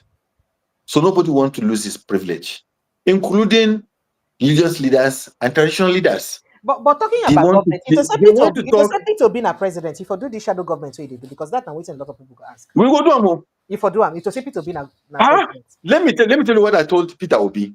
Okay. And I told Pat Otomi. I said, Pat Otomi, anything you put up today, let me tell you what Dele Momodu said about Aswaju.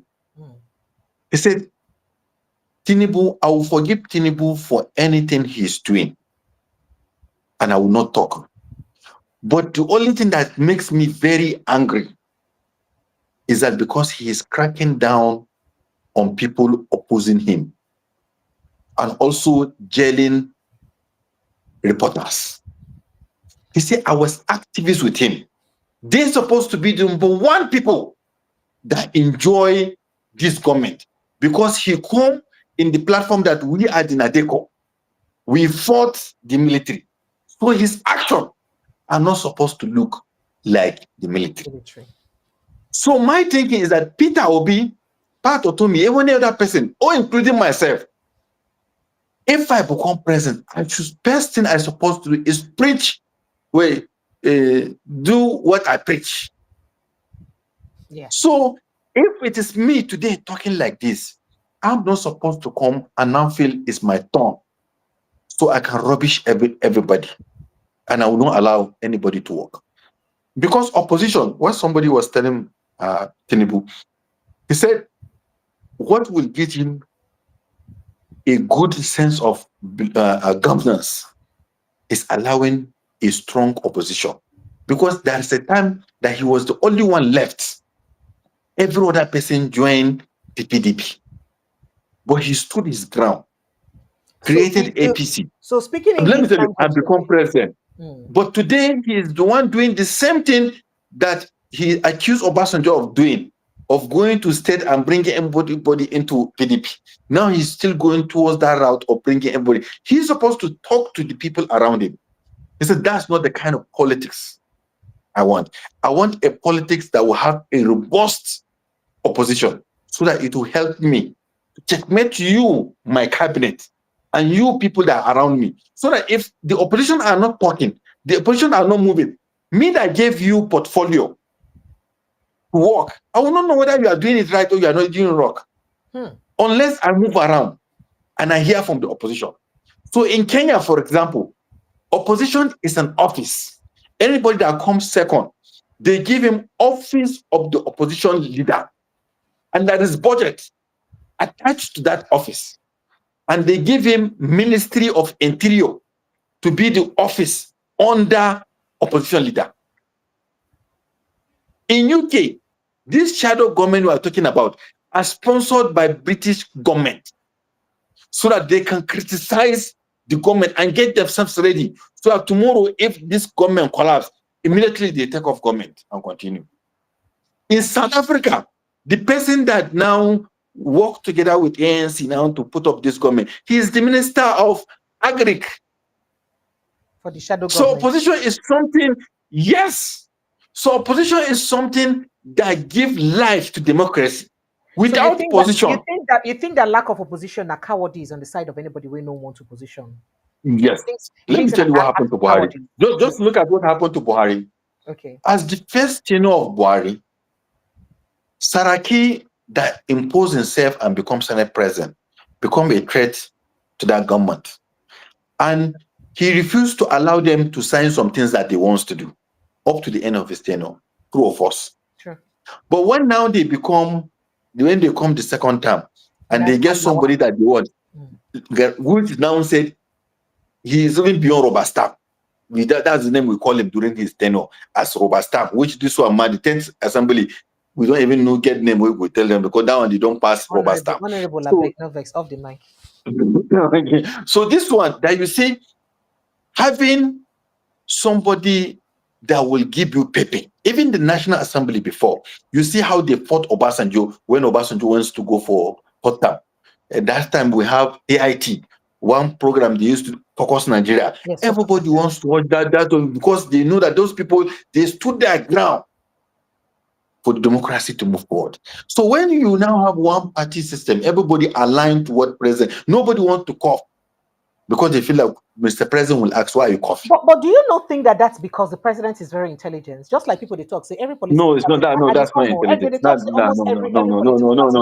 No, I can't say no. That's not being intelligent. PDP they go through crisis. Only him they handle the crisis of APC. APC get crisis. No. Him the manager. Well, that is not because of his intelligence. Let me tell you, it's not being wise. Okay. You understand? The president of Peru, Fujimoto, it's a history. You can Google it. He did the same thing what Aswaju is doing. He put everybody in one party system. He take over the judiciary, take over the legislators. Go to the end of the story. What happened? The country revolted. He went for exile. They caught him from exile. They jailed him. He died in jail. So what's being smart? Then come back to Rwanda. Or go to other countries that develop. If you are wise, let me tell you what wise men do when you give them leadership. They try to unite their people. They try to bring things that people would now see it as a common goal and a common vision. Nobody will become president and buy a new yacht, buy a new aeroplane, buy himself a new motor, and then tell any other person to be patient. It didn't work that way. That's not the leaders we see anywhere in the world. When you go to Singapore, when you go to Malaysia, when you go to China, they roll up their sleeve and they go on the street and walk with the people. You see them showing empathy, not happy, not able to sleep when other people are being killed. Pulling out something that they think is good for people, but if they find out it's not working for the people, they say, okay, let's reverse this. They swallow their pride for people to breathe.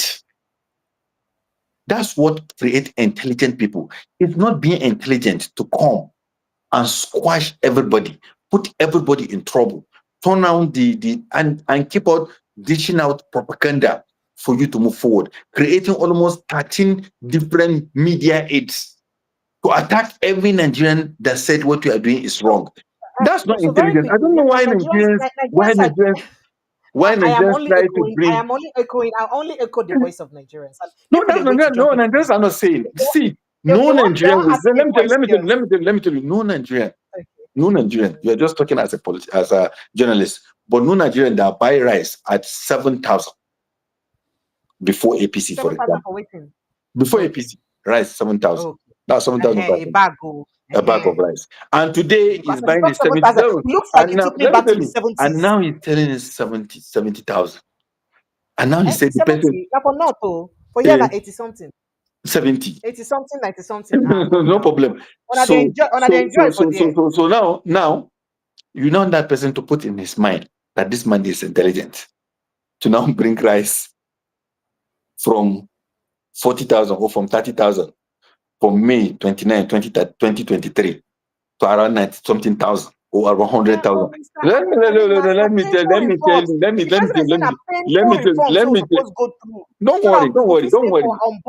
Don't worry. See, let me tell you. Okay.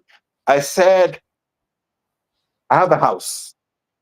And I said, Precious, I want to dash you my house. Okay, sir.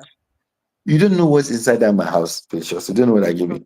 Precious now, let me tell you. Now Precious now wake up in the morning, sold her own house.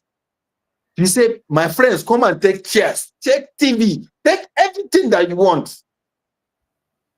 before you even enter the house. And now you enter the house. You now see the house no get chairs, no get plates, no get anything. And I call you Precious, you are intelligent. This person, he has a time, let me tell you, he has a time to go into government, stay 1 month before the expiration of the what they call it, the subsidy that Buhari has is going to last till June. So that 1 month, at least you go inside. First thing you're supposed to do is that all of us in Nigeria, we agree, all of us, we agree that subsidy is a fraud. All the president country agree with that. But intelligent person would first do what? Let us see those people that are stealing with that subsidy. Because once you get the power, you go see them. And bring the money. You go see them. But you don't enter, you don't see them. You say you don't remove them. So who do you hide? Those people, where are they today? After 2 years. We see them today. They say 90% of that subsidy is fraud. Who are the fraud? Who are those who are doing fraud? Who are doing paying? They say they are doing ransackle and some empty vessels used to go around and they pay them. Who is paying them? It's not from Nigerian account that they're paying them. It's not another account they put the money inside. That account, person no withdraw them. Who is that? Where is the person? Also, today we are talking, where are those people? So if he's intelligent, let me tell you and give you another one. Same on subsidy. He's intelligent. From that day to today, they're supposed to tell us, as we remove this subsidy, from that day to today, we have this amount of money that we have saved. I'm giving each state this amount of money. You in the state, go to website, so AABCD, so that you follow your money, so that you know what I'm giving them. Then every month, you come and publish to Nigerians how much you save. Then Nigerians will start to say, okay, this smart person, if he saved this amount of money, how much is it coming to us and touching our lives? Before, the one way they don't remove subsidy, at least we don't get this fuel crisis. At least if you go to the hotel will not charge you because of the extra money where it's supposed. As another price. So you get that money for transporting tomato is not there because the price is more. So now that you add this thing on all these things that has to do with how we receiving it. Today, don't ask me, don't ask anybody in opposition. Just go to the street.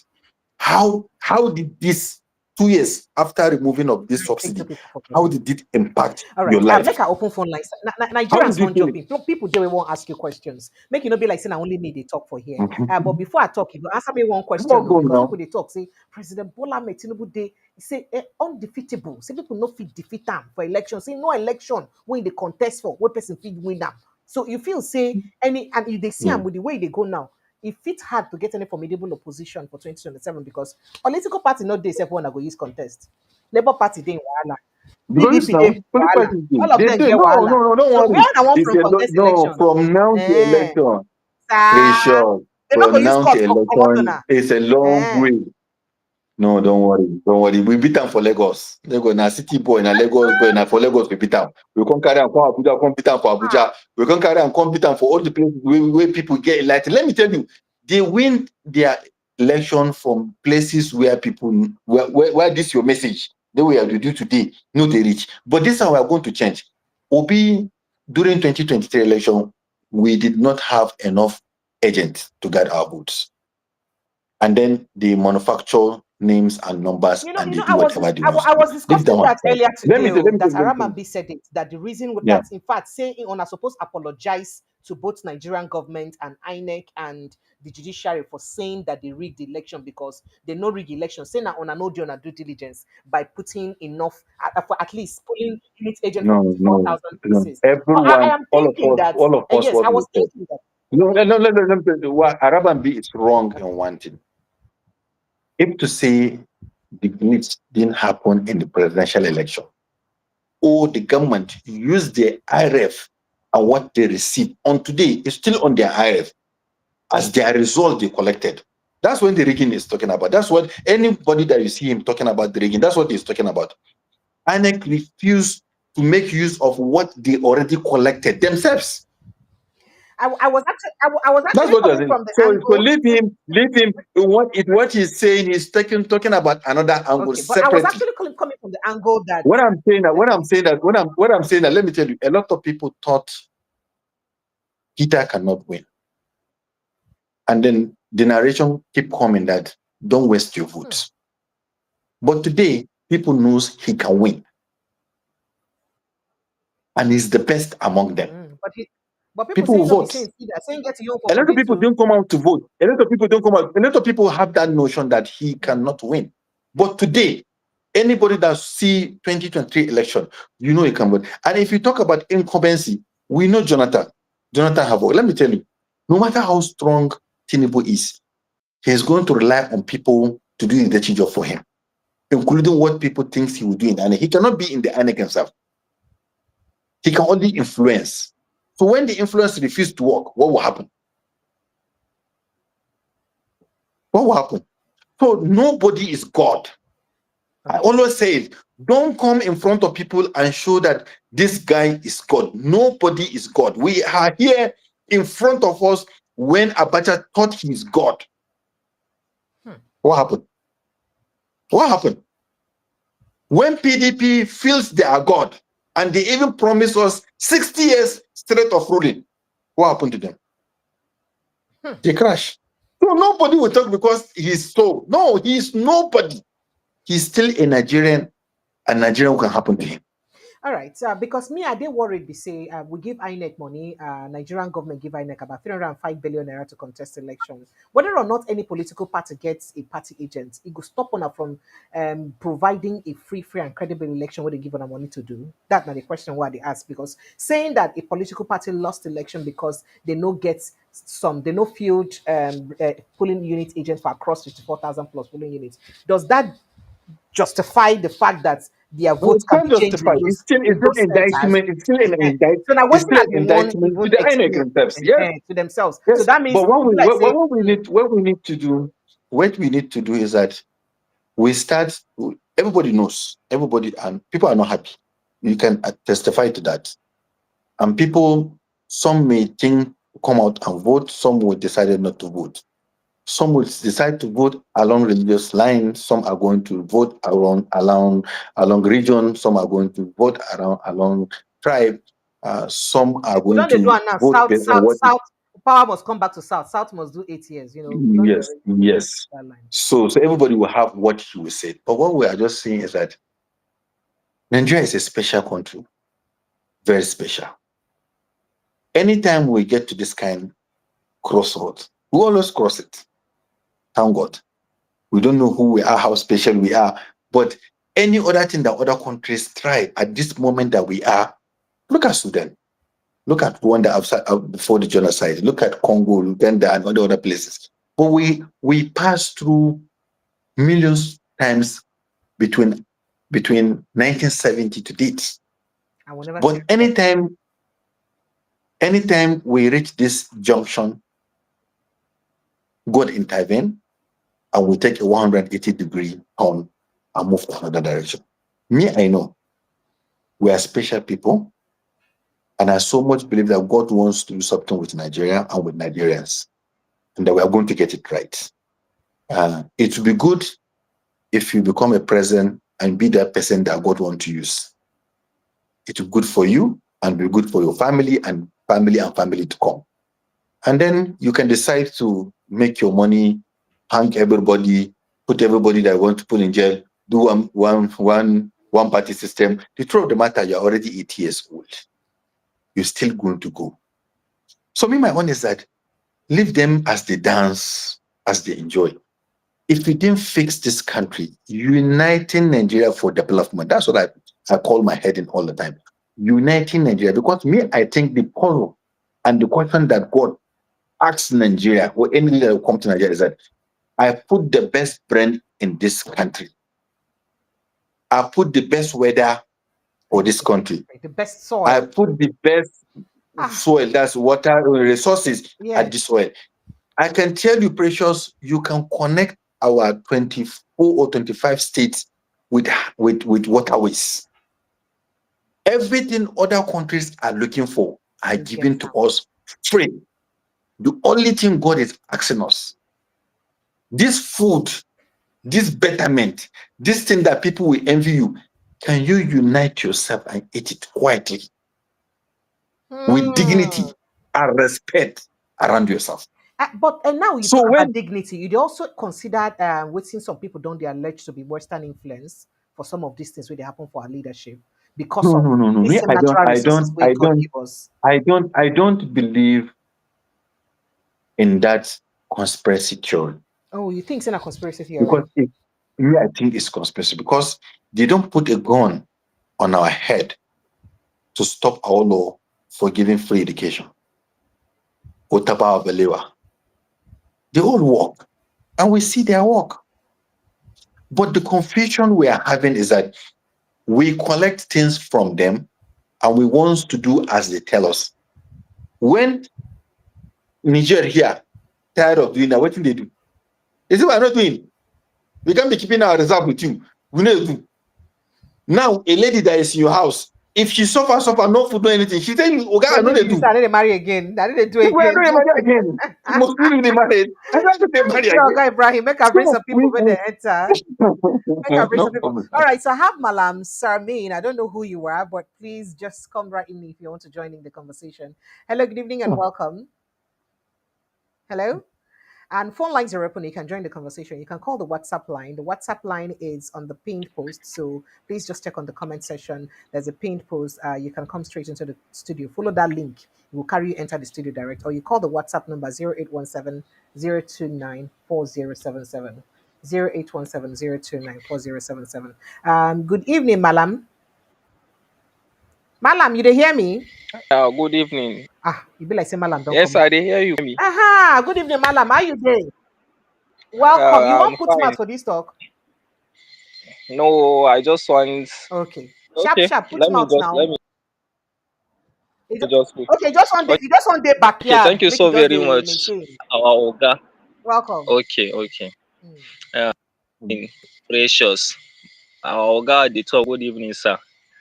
I'm glad to hear this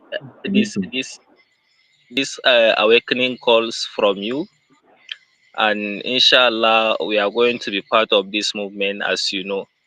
So let me not talk too much. This is just what I want to add.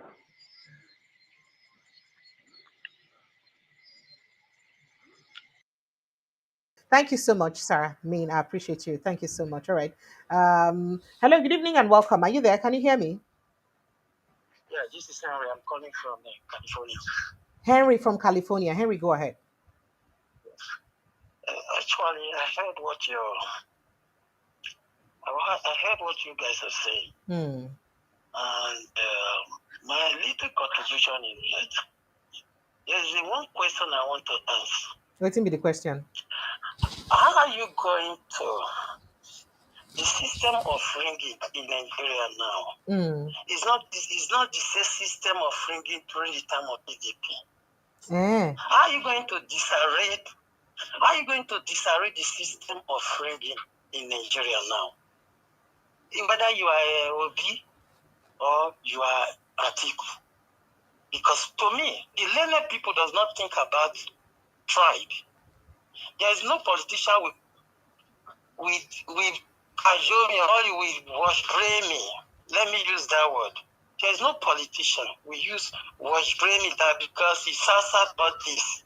I heard what your visitor, the man in the studio said, that even the people they produce president, there are still people hungry in their community. Why now? That is a question I'm asking. How are we going to disarray? Because the disarray I mean is this. How are we going to go into disarray this ringing? The ringing is that our military will intimidate us. It's only Nigeria I knew when they are doing election.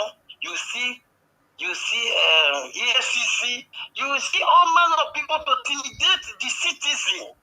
Okay, thank you. Citizens are the number one in democracy. Thank you so much. Make a letter making response to Nigeria does not know that. And secondly, my second question is this: why Nigeria can never move forward is this? I'm sorry to say, because if anybody have issue of medical, instead of him to call the government, to apply for the government to get grant from the government, they will look for their uncle, their brother that has money, and they will be called. The time we're supposed to move things forward, no one ready to move anything forward. That is one of the big problems we have in Nigeria. That's why when you call people, the military will intimidate the protesters. Thank you. Even the day of the election, I'm coming just a minute. The day of the election, no matter the number of the people you have in the poll, they will still look at what happened in Edo State. Let us sit down and know what are we going to cover this loophole. How can we disarray this issue of grammar so that before we can come out, it's not to match with the problem. It's not to speak grammar is the problem. It's not to say the right thing is the problem. But the thing now, what is the way out? Are we in Nigeria? Are we really ready to die? No wahala. Now making response to you. You don't ask the question. Whether we don't really ready to die. All right. Thank you so much. I appreciate you. Okay, Ibrahim, here within the talking say the system already, the bill I said, then get their own plan and the way that they used to do their things. Then get their style of rigging. We said they bring joint military, police, so army, everybody come out to use threaten the people, either during election or during protests like that. Say, how will go use scatter that their plan, then would they use the riggers and they use scatter us? How will you scatter it's not our work. You see, the most important thing in election or dismantling anything like rigging or oppression is awareness. People has to be aware. Why he's talking like that? Because he's in the US. He's aware. A lot of people are not aware. The people that are coming to even use to disrupt protest, go and check them. They are not aware. And they come high up taking drugs and things like that. But let me tell you, in every history that you read, whether in Africa, in Europe, in Asia, or any other place, there's a time that the ruler or the king will give instruction and a general will encounter the instruction and tell them, we are not going to kill our people, or we are going to drop our. It happens many places. So what I'm just saying is that I know what people are feeling from outside the country. And some people even accuse Peter Obi of not dying by now. He's supposed to be on the street after the election so that they can gun him, so that you understand. But that's not how to change. The privilege that God has given to us is that we are doing democracy, that after every 4 years, we talk to people. The same Nigerians look the faces of PDP, get their coalition, charge through, and win election. I know in CPC, Buhari got almost 12 million votes in 2011. And they accounted 12 million votes with no governor, with nobody. So people feel that governor too in 2023. Yes. Okay. Yes. So people feel that government can just rig. No. What happened in 2023 is because if opposition go in with one front and they get their 14 million, there is no way with 8 million of Tinubu they can rig that election. So because you think it will just be two standard horse race, that's all. Yes, because from 8 to 14, they can manufacture it anywhere. But no vex. So if the River State drama, that is waiting, they say where BBC Premium Times talk say yes, so they can do for River State election can't happen. Where be say they say people vote one person, but they can't. You see. If that happens, what will happen? All the state governors now where they if all the state governors do like that for their states, what's going to happen? It can reach a level. People are hungry, people are angry, and people are tired. Okay. You'll be surprised for us to reach 2027 election. All these people are out of this country and they cannot even go to their states. You don't know. It's politics. It may be at that moment, everybody on 2023, 2015 election, people start running away. 2011 election, they start running away. Up here in the north, they burn some houses in the north. So just when I see people feeling too down, no, in politics, 24 hours is a huge day. What happened to 2023 elections that everybody, including the CSOs, NGOs, military, INEC itself, everybody believed that the RF will work. An election is going to be transmitted online. And they even accused them that they have plans not to do that. But he came on board and go to television and said that, no, it's a lie. We are going to give you one of the most credible elections and we are going to send results. But what happened in Edo, and I think Ondo also, with that one that they do the election, is giving people a sleepless night.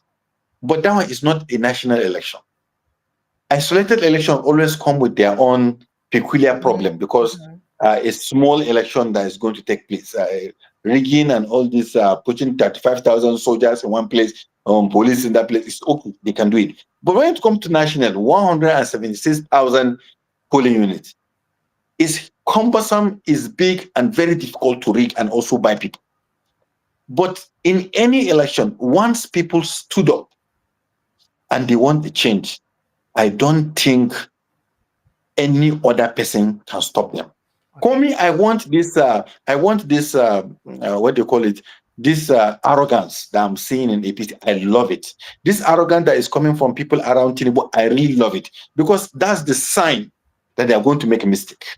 Because once you feel you are above everybody and you can crush everybody, he said, somebody told me, he said, when they're having their meetings, some even do what they call baiting, that Peter will not even get 100,000 votes. Some said there is no way somebody out of anybody, he's not Buhari, he cannot get. But people go beyond that. Everybody was shocked when they see the result of Lagos. With the full-fledged intimidation in Lagos. Full-fledged intimidation in Lagos. Beating people, harassing people not to come out and vote, with everything. Peter still beat him in Lagos. Because the awareness in Lagos is much. Than other the awareness in Abuja is much. Because even the rural local government you think of in Lagos, they are not rural. They are full-blown cities in Lagos. The same thing in Abuja. When you see somebody is standing that is saying Buhari, you are not supposed to go to Buhari or Kuje and see people living in huts. You see workers, engineers, people that are working in government. So it's very difficult for you to have those kind of arrangement. But this one, what we are trying to do is that first we hope for coalition for them to come together, the opposition, which all of them knew, between all the groups knew that you can't forge front, only you and win election. That's number one. Number two, we are going to force for election reform. And also, I know next election, nobody is going to wait that INEC is going to do the right thing. Everybody is going to go into that election knowing that election will start and finish at the polling unit. So nobody will give them any breathing room. People will follow the way we do during Buhari's time. We say follow it to the coalition center. We even follow it to the state until they announce it. And once the result is announced at local government, it's going to be very difficult for you to cancel it. Once it's announced at the states, It's only what is in the state that they will carry to come and house. But everybody will say, okay, Tinubu don't care about Nigerians. He can just organize and tell himself and call himself a president. But we don't know. I don't know. Promise. I know you, man, you don't know what will happen. The reaction is spontaneous. It's going to happen. Nobody will know how Nigerians will react when that time comes. Nobody will know. If they calm them down before, we don't know that time. Maybe they will not listen to anybody. Nobody knows. So it's their own risks. Whether you build in Nigeria where tomorrow you'll be happy of what you have done, or you cause trouble for your own self. Because if Nigeria scatter like Sudan, where will they go into? They're still going to go to London or Dubai and live as a second citizen. Thank you. Thank you so much. Before you came in, I had a guest joining me. So let me bring him back on. Prince Francis Chilakasa, I have you back with us. But before I have you to express your thoughts, let me quickly take this call. Hello, good evening and welcome. Hello. I bet help me quench the voice of that way he is listening. Thank you, brother. Hello. Quench the voice, sir. Can you hear me? Yes, I can hear you now. Yes, you're welcome. Go ahead, sir. What's your name and where you call from? Okay.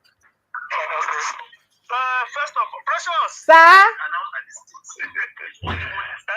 To start with, I just so wait, it be the way for my sir to use renew your long life and prosperity, Abi? You want my sir to use renew your long life and prosperity, Abi? No worry. I know what thing I go do. The first thing when I want to get, I beg, first of all, remind us your name, where you they call from now. You hear, so that we'll go fit remember who you my do. name is Festus. Now Okay, know. from South Africa. You're welcome, Festus. Yes. Go ahead. I want to thank you for this platform. Thank you. Because this your platform is like an awareness. Thank you. And I like the way this man Karim is trying to create awareness. Because the major thing that Nigerians need now is awareness. Okay. If this awareness can go beyond Lagos, Port Harcourt, to the north, especially the north, because what we need is awareness. If we have awareness, I don't think this politician, whether all of them migrate to APC, let me tell you something, they can win. Because what matters is the people's stance. That is one thing I want to say here. Because from everything that is playing out, people, let me give an example like what is happening in Anambra State today. Okay. Where Soludo say he's paying an allegiance to the president. He's only doing that because he wants to retain his seat in November. There is one thing people don't know about politics. For example, I'm from Delta State. Okay. You see what is happening in Delta State? Most of them deflected to APC because they thought if they go there, especially the governor, is going to retain his seat. But the problem is he's going to have an opposition. What about people that have been there that contest against him? Is he going to remove them? So this is a great move to me that will favor us because there will be crisis. There's going to be... People are just saying it's a good move. It's not a good move. But the only question I want to ask Abu Karim is, with this 7.2 million protest march, what is going to be the logistics that is going to be provided for these people? In terms of feeding, in terms of shelter, it matters a lot. Because it's a good idea on what they want to do. Because where I am in South Africa, there's a parallel government. You understand? A parallel government checkmates the government. You understand? There are things that you want to do. Like, in this previous month, there was a hike in tariff. The parallel government refused. Yes, they refused. They want to increase the tax from 15% to 15.5%. They refused because they came, the parallel government told them, if you do this, what about the small business? How would they cope? What about the people that are not working? How will they be able, especially in terms of electricity? So they went to court and they reversed it. You understand? So the parallel government were putting the masses first. because the government want to generate funds, but they want the betterment of the community. You understand? So yes, please, Festus. I am in support of the parallel government to checkmate the government, because the parallel government, what he does is he reveals the secret of lies that the government are propagating as a propaganda to the masses. Thank you. Thank you. Noise there your background well. So make I let you go. Thank you. Thank you so much. I'm sure he heard you. Just the same question when you ask. I see ask for logistics. Somebody also for the comment on that, they asking what will be the logistics for convenience of facilities, in case people won't answer call of nature or things like that. If this kind of protest eventually takes place, we think will be the way we wanna go manage those kind of things to make sure say they no scatter. What I always tell people, they look at the metaphor and just jump into conclusion. Let me tell you, if to say me today, I'm the one that is going to lead it. They built Abuja. Did they build Abuja to just come and hide in Abuja? It's not for them just to come and hide in Abuja. Okay, if you tell them that these people are going to sleep in front of your house, shit in front of your house, what are you supposed to do? You listen to them before they reach there. So what you people are thinking of what people are thinking is that, okay, we're supposed to have a logistic, have an ambulance, air ambulance, some people that, no, that's not how they built Rome. That's not how they built Rome. When they are carrying themselves to where they want to go to, let me tell you what they do. If you hear anybody, like for example, what they do in Venezuela, and also I think they do it in Peru also, and people are on the bridge trekking to go to somewhere, or what Martin Luther King do when he's doing his decision. You mobilize people. What you do in mobilizing people is to put pressure on all the existing infrastructure of those people that organize it to enjoy only them. Let me tell you today, if there is a war, God forbid, Precious, in your village, and your village people said, God forbid, and village people said, all those 100 people, they are going to Precious' house. My papa said don't die. My papa not their life again, so no. They don't go see anybody. No, let me. What I want to do is that I want you to imagine. Okay. You are not government, but this one assume you are the breadwinner of your family. But these 100 people are coming to your house. What do you do? What do you do? You try to see how you solve the problem so that they will stay in the village. Am I right or wrong? No come. Am I right or wrong? Very right. Am I right or wrong? What's your answer? I want again. So in protest, let me tell you what the process is. Message. Go and look in every definition of protest. Protest simply means message. So if you say somebody said, I want to protest, I can come to your studio, just wear a red cap, a red shirt, and red trouser. I'm protesting. Okay. You don't understand what I'm saying. You understand that I'm protesting. Let me tell you, I can decide.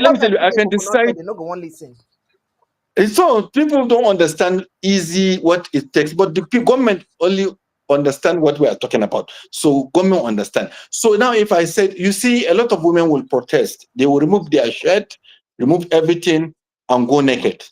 It's protest. Yes, it's true. Nobody now start to say, how are we going to clean those videos when we snap them? These are our mothers. How are we going to do that one? No, in doing protest, you don't have to sit down and itemize the soft landing. That's why the protest in what they call it in Cairo, when that person burned himself, I think in Algeria or other country, then this uprising, Arab Spring started. Nobody, you can see the number. Did he ask anybody that how they managed to poo and eat food? And when they are being answered, do you know where the food come from? So leave this one. It's all people that used to do book very protest. quickly before Prince Chilaka talk, Chooks, I think he's from in the UK. He talks, say I beg, say how these people they go use get paid. Say because are you reading the messages just there? Yeah. See, I want to tell people. I can Google it on. Is it purely a no, it's not going to be paid. Let me tell you, I can Google it for you. Okay. I say I will Google it for you on the social media. You can Google it. Anybody that's listening to us can Google it themselves. A young man in Zamfara, they arrested him. He said Zamfara, we cannot see peace. We are going to, I will lead. The young man was saying, I will lead. We will take everything that we have, we will walk to Abuja. It's on social media. Nobody organized it for him. It's not my talking, it's not part of Tommy's talking. He said, we will move to people in Jos. Now, currently, this problem in Jos, they said they want to walk to Abuja. They said it, this program, they said they are going to walk to Abuja so that they can go and now send their grievances to the national. That's what they said. Oh, wow. Nobody is paying. Is anybody that is paying them? So what people always understand is that it will reach a level that something will turn up something. Something will ignite. The way we see you ignite something. The way we see the Arab Spring. Some things, if you say a plan something, is just to say, government, listen to us. That's why the next thing after we say we are going to do 7.2 million march, we said we are forming a shadow cabinet so that we can have a way to disseminate information into people, so that we know that unless people understand what we want to do and buy into what we want to do and have a clear picture how they are being run and governed, for them to be angry enough to move themselves to where we want them to move. So we know it can never happen. If we just start and tell people just come to Abuja, nobody will come to Abuja. Nobody will go to Abuja. So it's a process. First thing, we declare what we want to do. Next step, we have meetings all the time. We do meetings for us what we want to do. And next subsequent month, you hear the next steps we are going to take. Before we reach that thing, you will see the anger. How we are going to package everyone and how angry people will start to see they can work to get a freedom. That's what we call it, freedom march. At that moment, somebody has already talked that he knows that where I'm staying, I'm going to die. If I didn't go to that Abuja, because I have seen this village has gone, this village has gone, this state has gone, this place has gone, state of emergency there. Now people are already aware that my children cannot go to school. That my daughter, she's going to end up becoming a prostitute because my neighbor's daughter has already fallen to that. My neighbor cousin they have already called me for that. My son is now at home. He cannot go to school. I'm already aware that he has already, somebody carried knife. My uncle called me that his son is in the jail because he took knife to collect somebody's phone. And my son is going to school. So now we are calling you for a freedom. Then that person will go. So it's stages. It's not something that we just do one day. It's a process. Thank you. And you reach a level that if the process don't work how we want it, maybe we take another dimension. Then we take the next dimension on plan B, or C, or D. That's how it works. That is the plan, plenty. If you reach that self. For instance, Chilaka, you don't hear all the things what we say Ibrahim Karim will talk. Oh, yeah, tell me. I would like to make you react to as a Nigerian way live for inside this Nigeria. How you take see all the things and when you don't talk. Let me start by saying that I am one of those who believe in Jojo rather than war. And I've had quite a number of beautiful speeches, you know. And when he started talking about, I'm not interested in the 7.5 or 10.5 million march. I understand the game. I understand it's a mind game. I totally agree with that. But I'm more interested in the shadow government, because I used to be a member of the Abundant Nigeria Renewal Party. It's called ANRP. I used to be the Lagos State Secretary, and I was very close to Tope Fashua, the founder of the party. And I remember at a point in time. Okay, the one who tell us now, no vex, no could explain who him be. You know, say my wife interpret. The one who tell us now say food. Yes. The one has been talking rubbish. Nigeria, Fashua is my personal friend. He's been talking rubbish. You understand? Now, Mr. Ibrahim, in case you forget the person, I say make I remind you. We talk say $1 no go buy anything for abroad, but $1 go buy you 3 square meters. Sorry, complete meal for Nigeria. Just now, in case you're wondering who he is. Tope Fashua was the chairman of the party. That was around 2006. The party was actually started in 2006 and formally recognized by INEC, I think December 2017. And, you know, through the process of building that party, I was involved. I knew everything. And after that 2019 election, they formed what do you call it? They formed what do you call it now? they formed a shadow government. And, you know, we all thought it was something good. We all thought we were dealing with a man that had class, a man that had integrity, you know. But, you know, along the line, we now found out that the same man that was chairman of the party, clandestinely, you know, wanted to be the presidential candidate of the party. And so he held on to the structure of party chairman and also held on to the ticket of the party as presidential candidate. And then they tried to form a merger between him, Fela Durotoye, and all their likes. Even Showore was part of it. And and then, you know, somehow, during their consensus meetings, Fela Durotoye was picked as a consensus candidate, and the rest of them said no, they don't agree. But the point I'm trying to make is that yes, we had a shadow government, but it never saw the light of day, because at the end of the day, nobody actually understood what they were doing. That's the truth. Nobody understood what they were doing. So now, okay, so what's it make you talk this one now? Make them Abdul Karim make their own matter clear enough. Many Nigerians of you understand. Yes, but now he's talking about it again. And the question I ask is, it's not just for people to come out and criticize the system. I believe in constructive criticism, but in criticizing that system, also ensure that at the end of the day, you do not become part of the demon you are trying to cast out. Because that's what we have seen. That is made the demon. That is not the demon where they cast, no composition. No. The part not the possess you become part of it. If you become part of the demon.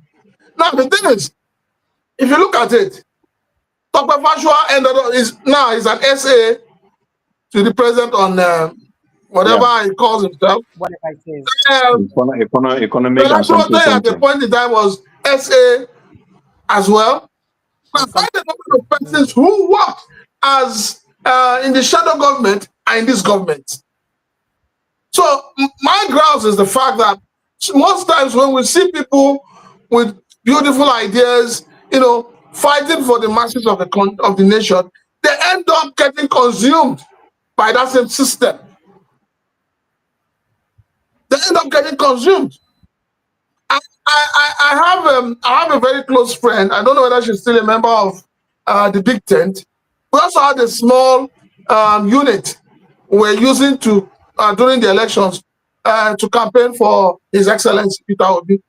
But at the end of the day, you know, the whole thing just, you know, turned upside down, and you know, it became an issue of people wanting power, people wanting authority, and all of that. So yes, it's a good thing to have a shadow government, but we must have something that can outlive us. Okay, so Mr. Abdul Karim now, following waiting in talk, waiting be the plan one that they put in place. You know, say no vex, you know, say, and they say hunger. In fact, now make they say they don't even weaponize poverty. So anybody we don't test small hunger before, you know, go give me hunger, catch them again. So when people don't they carry small carrots, they show rabbits, they take carrots, and everybody don't take. And people wait there your team, they no agree take carrot and hungry, they catch them, sister and no go pay them. What you want they try do? What you want they do on the people want they fix go bring together for inside the shadow government to make sure say no be people will be say go betray on tomorrow, can't go back, go they work for the same government so on be say on they try put straightforward, make they do well. That's a very okay. Thank you very much. You see, today on Channels TV, there's I think 7 o'clock politics today. Okay. Mr. Pat Otomi was on that program.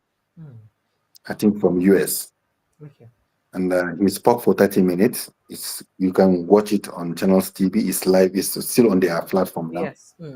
The first thing he does, and I was so loved it, is that he said, I'm talking on a national television, and I will promise everybody that is listening to me here.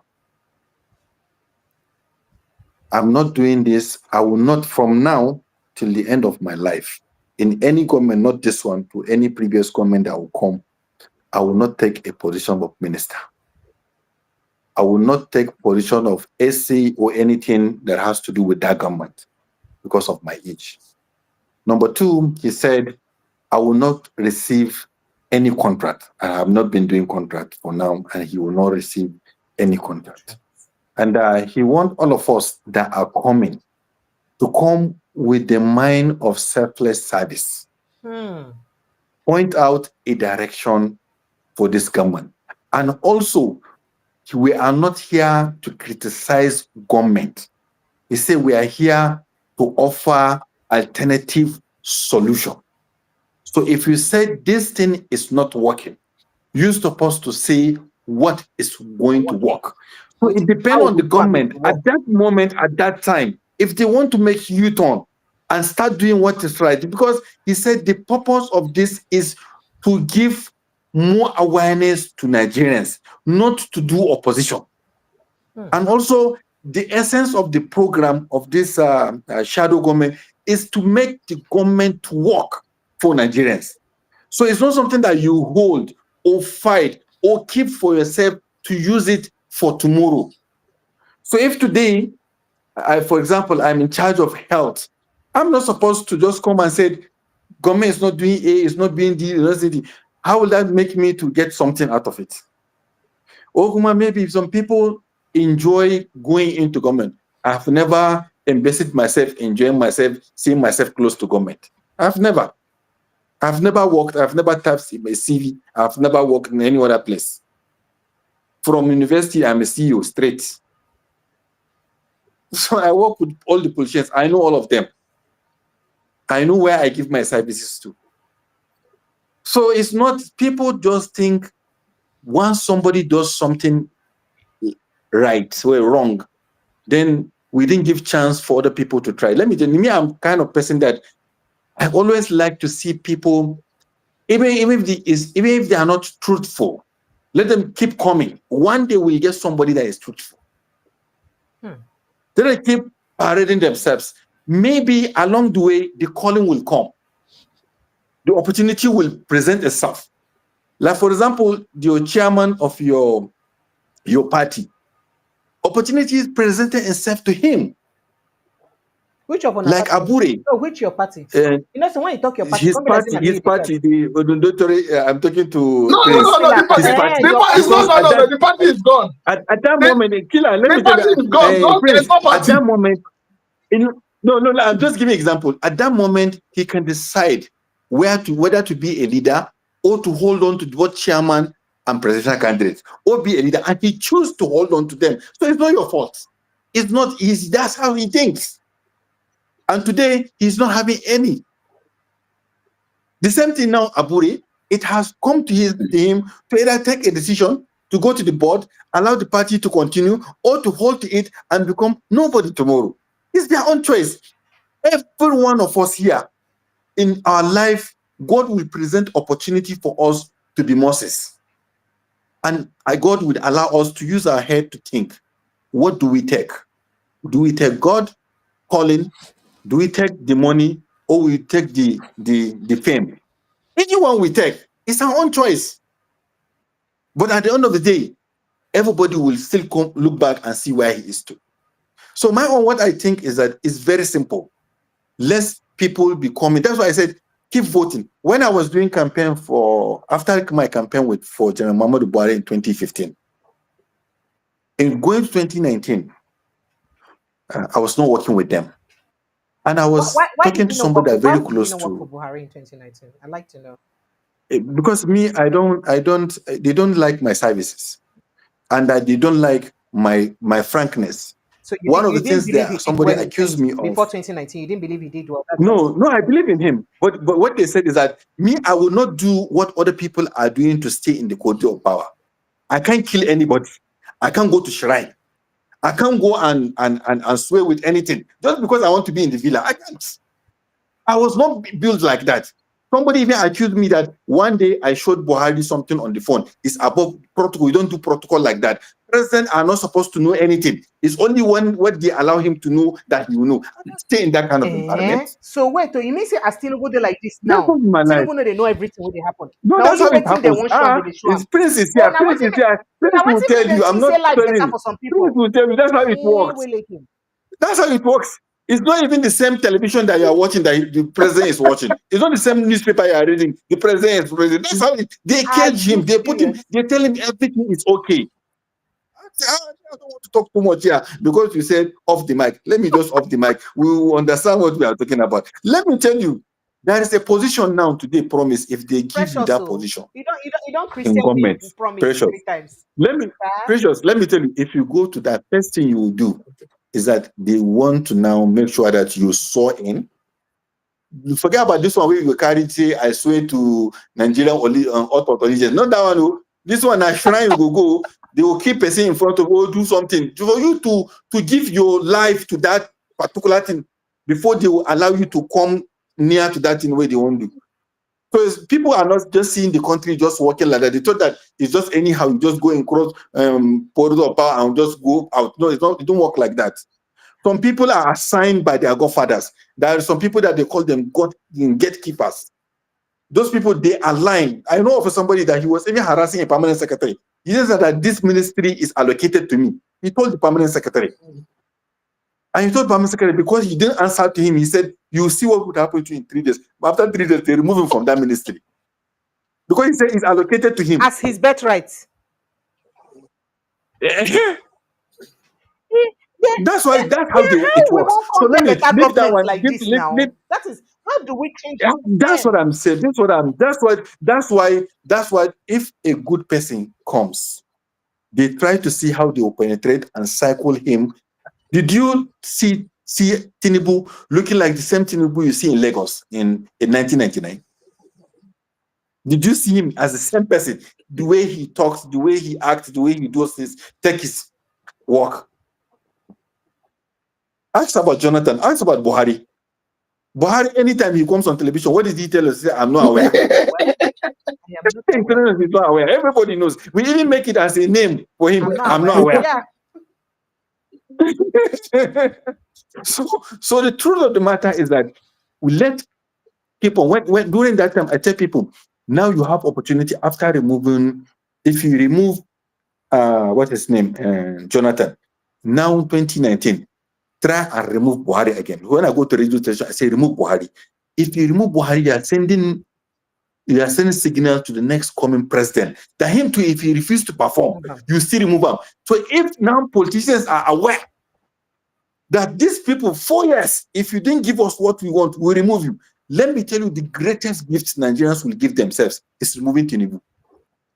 Forget about who they are going to put there.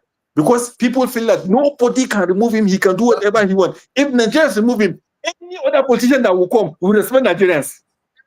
He will respect. I swear to God, he will not do anything against Nigerians. He will not buy plane without Nigerians' assent. He will not go and give 15 trillion Costa Road without Nigerians. He will not do anyhow appointment. If he knows Nigerians will say, you are not coming back.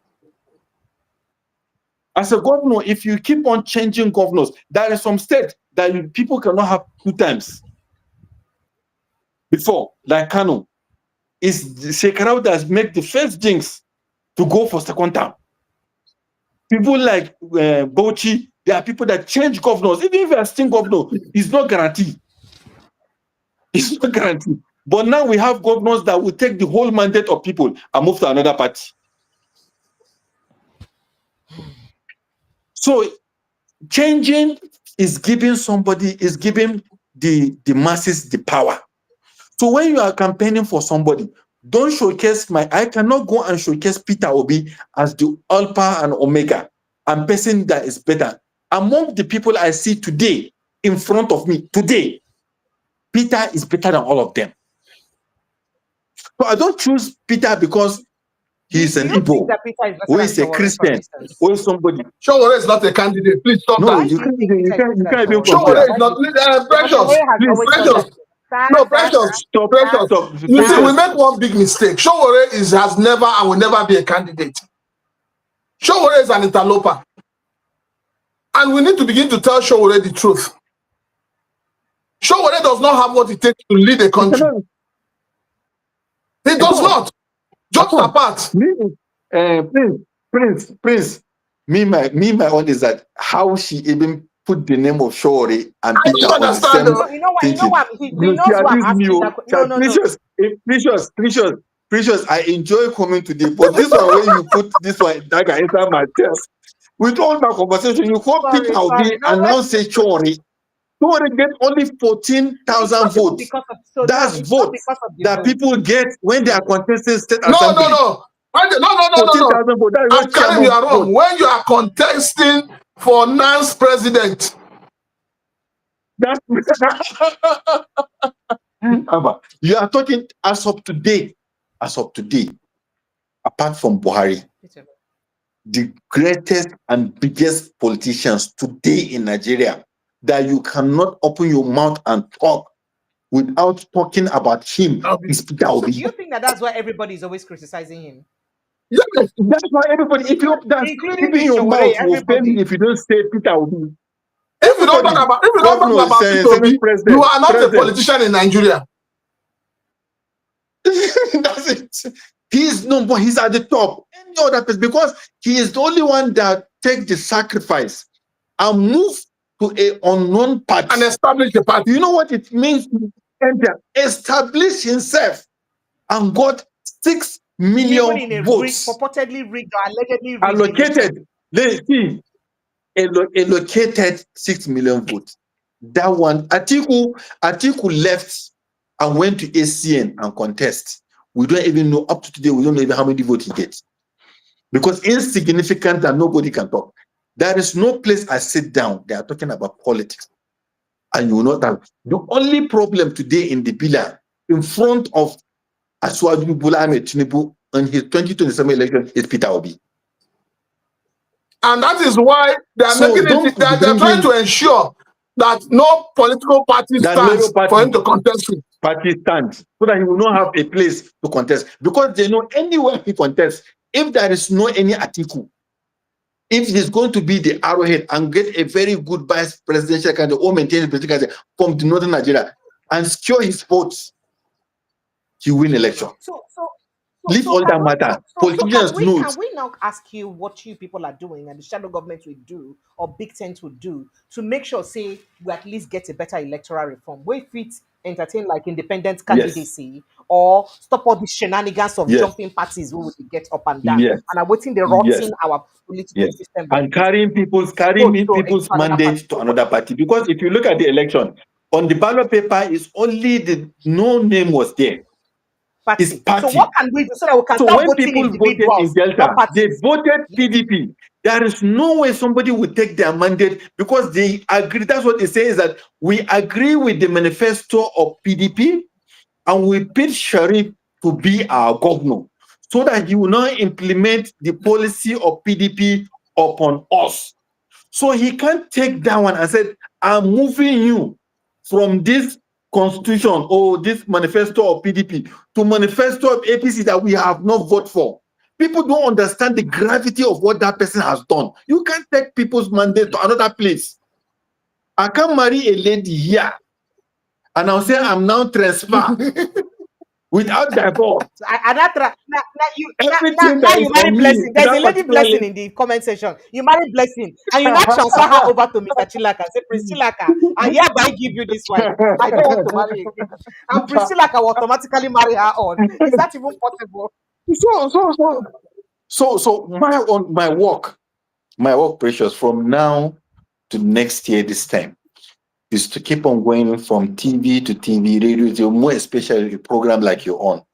Talk to Nigerians, give them hope. They should not run away from. It's good to keep trying people. Even if they tell you that Peter is going to be like them, and let him come and be like them, we remove him. Check it out. I don't tell them here before. I don't tell them here before. Say if on a thing say would they clamor for good government and Peter Obi win election, you know me say me I not go criticize them. Me Precious Inyi, I go use this platform criticize them because I go want make you do better thing. Put him in check. Make you continue to do better thing. What we want is the good of the nation, not the good of an individual.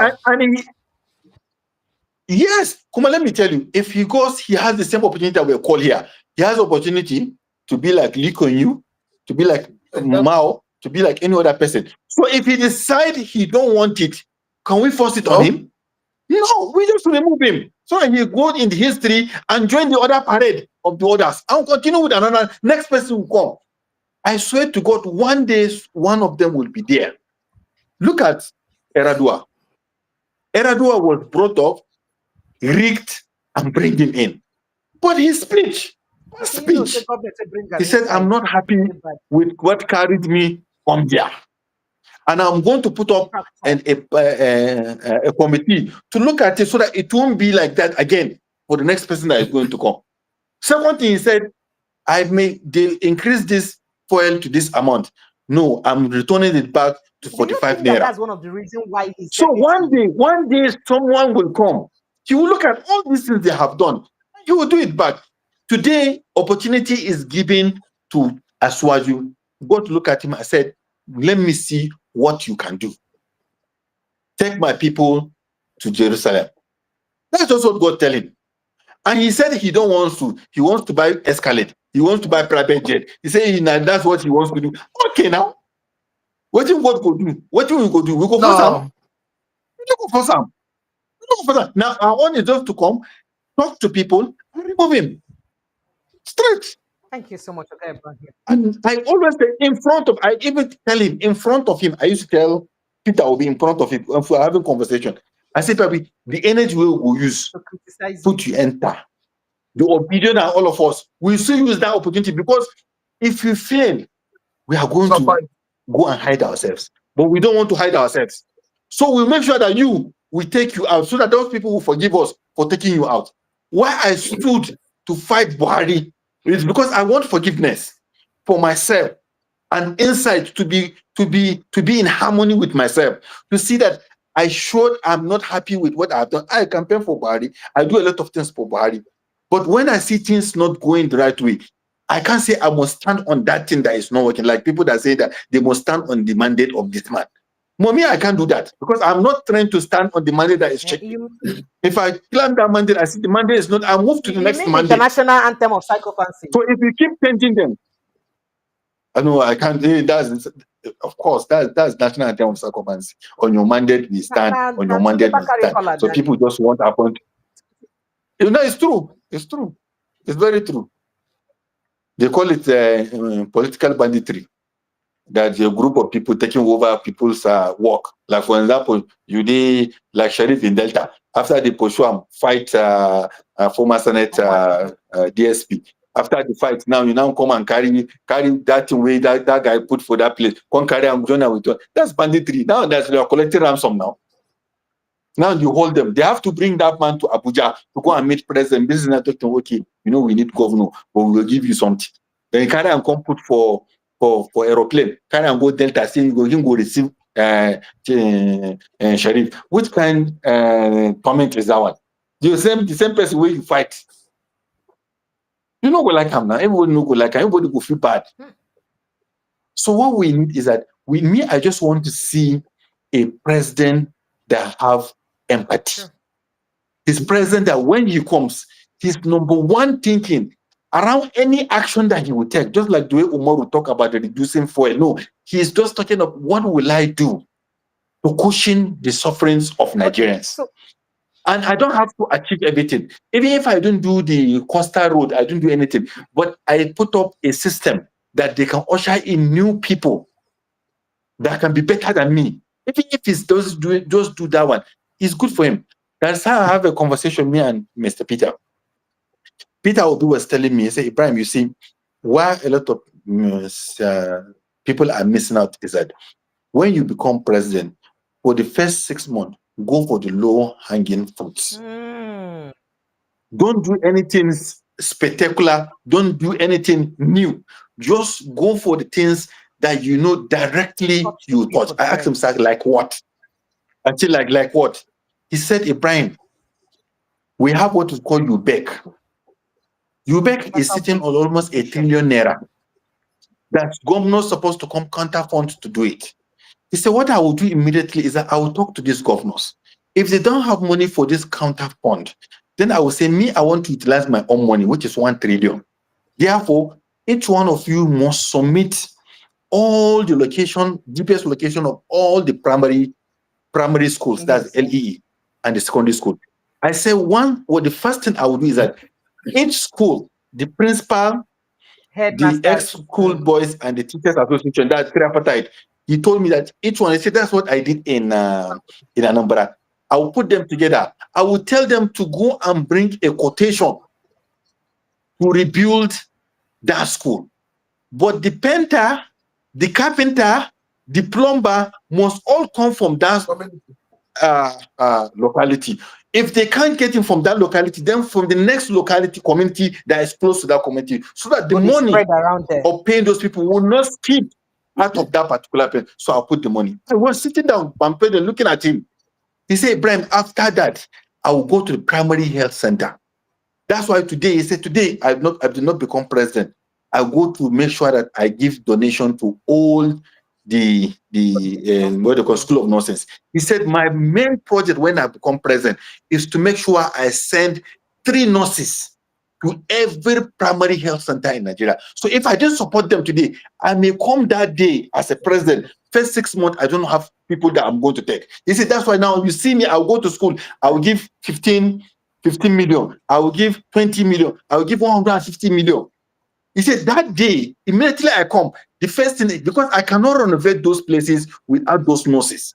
If I give those people three nurses and I send drugs and I do this school, people will start talking. He said, universities and every higher institution that belongs to government, I will make sure that a young man will enter toilet and open tap and will bath with water. He said, this one, there are small things. He said, every road, if you move 6 months ago, you take you sometimes to now because the road is damaged. If you are coming after my 6 months, I will not do Coastal Road. I will not do anywhere. I will make sure those existing roads are working. He say, Ibrahim, if I do these 3 things that will cut people, and I put what is called commercial vehicles, like the way people are suffering in Abuja when they close work, and I put some transportation in.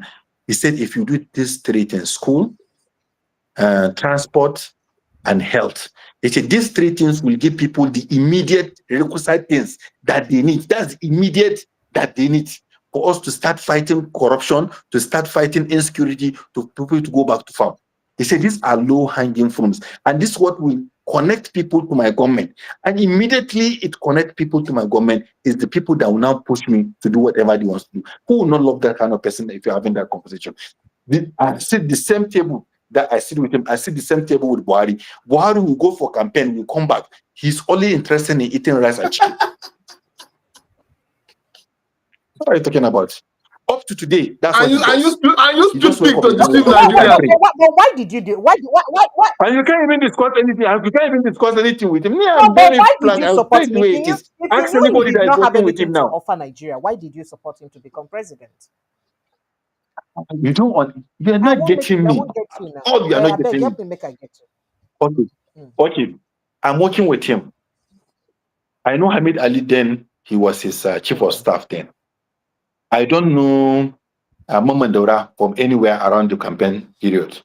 I don't know what's the other man, the one that become. I know the one that become Tari. He was never part of the campaign. And the people I know when we did the PPP, even yes. Before them, I know of young people that are supporting him. By the time Ismail, all these young people that are going up and down, and also when I heard that this guy is going to come on board, what's his name? Yomi Osibanjo, and the caliber of who I know and the team that Yemi will come with. Everybody believed that we all put our heads together. We work, make it work. But we realize that people are not even allowing Yemi, that is vice president, to see him. Talk less of that person. When Buhari was governing, it's only 3 or 5 people that can see Buhari. That's how they close the system. So tomorrow I have this, what I said about today. It's recorded here, what I said about Peter. Peter may decide to throw us out, bring more people, some new people around him that will be sycophant, and they do on his mandate, they start stealing money. So what will I do? What will I do? I can't do anything. My own is just go to look for another person that we are going to still campaign and bring. I also talk bad about Peter Obi and what he's doing wrong. That's how it works. But he was a governor. He said what he wants to do before he became governor, and he did exactly as a governor. People they blame and say no to anything. And we see him. We see him. He visited. No, you see, he visited all the secondary schools collecting prefects' number and putting them on his WhatsApp and liaising with them. I know he has done that. Peter was the economic advisor to Jonathan. And he was the deputy chairman, Governors Forum to Saraki and also to Amechi. And these people are still alive. Jonathan is alive. Ngozi Iweala is alive. All these people that I've discussed, they are alive. They will tell you how committed he is in getting Nigeria back to where it's supposed to be at that his level. And he promised, I will never leave APGA. And he told when Jonathan asked him to join PDP, he told them, he said, it's not a PDP mandate in that place. It's APGA mandate.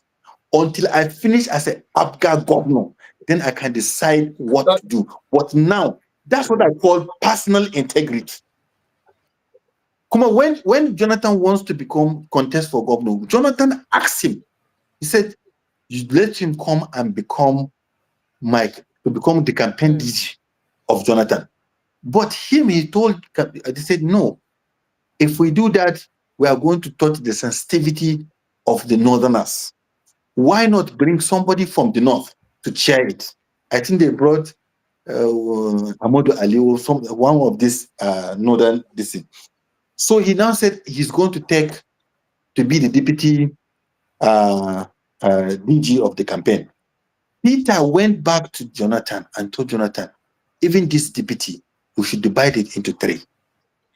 Let's have deputy DG campaign North, DG campaign South, and DG campaign admin. Who does that, Rishos, in Nigeria? People that when they see something, they get everything put for their head.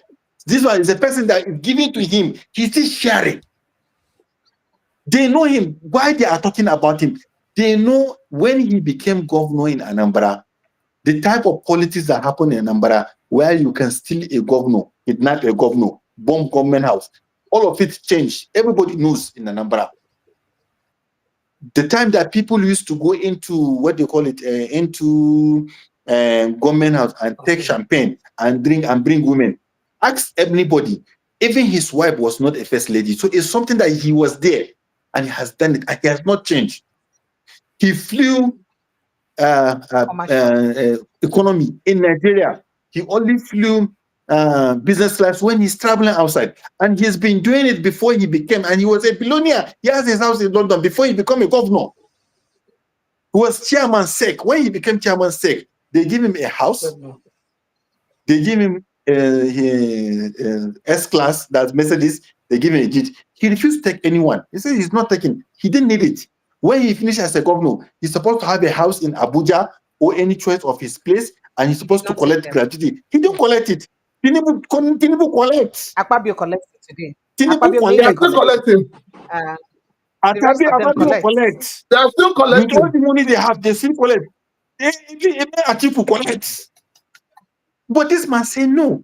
Oh, they all know him. Let me tell you, these people, these young people that you call them obedient, they don't even know Peter the way these people that are in government knows Peter. Oh, wow. Peter will never take it. Let me tell you what you know about Peter. Jonathan once called Peter. He don't want us to be telling this story, but we said it. They are in South Africa, I think, also. And they have rebuked a oil well. He told Peter he's going to be part of the people that are going to give one of those oil well. Peter said, it's not my field. I'm a banker. If you give me oil well, what will I do with it? So oil well. People say, no. People say, no, don't do that. Just collect. They say, I don't want to dispense my energy on something that I know is not going to be beneficiary to me. Why will I collect something? It's better you give it to somebody that will be beneficiary to that person. I don't need it. And everybody around them, they know about the story. But nobody wants to talk to him. The only thing they say, he's an Igbo man. Hausa man don't trust this Igbo man. But nobody up to today is talking about He has case in the FCC. Nobody has said that he stole money in SEC. Nobody has said that he stole money on all the companies that he become chairman. Nobody is talking about that. Talking about him being able and being a Christian in the North. But nobody is talking about him that he cannot perform. He is in university in 1987. He told us, in university, he has a boutique. And he built 2 branches for a bank as a student. So somebody that makes money, you can't compare him with somebody that comes to government to make money. Because money in government, you will not enjoy it if you are not good in making money outside. It's money that you walk on street and make that is taste good in your mouth. That if you chop them, you touch them, you go taste the taste. So and that's the difference. Somebody just asked. Let me give you one example. I don't want people to know Peter. I just want to add one thing about Peter and his mindset. Peter went to see Ali Gusau. Let me just even call name. I will not say one big man, Ali Gusau. In his office, they were sitting down. They brought tea for them. And they brought tea. Everybody that is sitting down there, you know, Ali Gusau is from Zamfara. So you know that mostly it's going to be Hausa people around. Peter was part of them. And they took tea. Everybody that took that tea is happy. He enjoyed the tea. He wants the tea. Some, if they are going, they take their own one way they carry go house. Peter quietly take his tea and now take the wrap of the tea and put in his pocket. 6 months after, he went to Aduglo's house. People did there. As he's leaving, he bring 4 cartons of that tea and now give to Alugus. Alugus said, Peter, how did you get this tea? He said, no, don't worry, sir. This one is just for you. I am the exclusive dealer of this tea in West Africa. So he took the prototype. He said, then Alugus said, you see the mindset between you to go find and them. To go learn how You've been taking the tea. But him, he now said, as of today, I will call the tea now. You will be seeing it everywhere. Up to today, it's Peter that is bringing that tea to Nigeria. So me, I travel with him. I talk to him. I have conversation. Some things I can't even say it here. Exceptional. Only extraordinary people will do that kind of things. So when we are calling leadership, it's you that will lead us. It's your mindset that will lead us. It's your integrity that will lead us. Buhari choose to work with his people. Whether they do babalawo to him, whether this is how he ends. This how he ends. That's his end. I don't know what happened to him. You're saying that the hyenas and the jackals took over government house.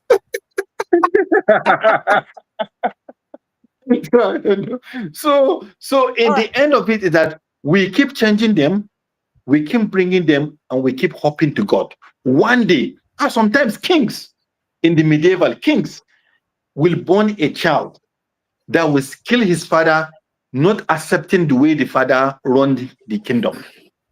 And he will kill the father and set up a new system. His own father. Talk less of this one that only party join them together.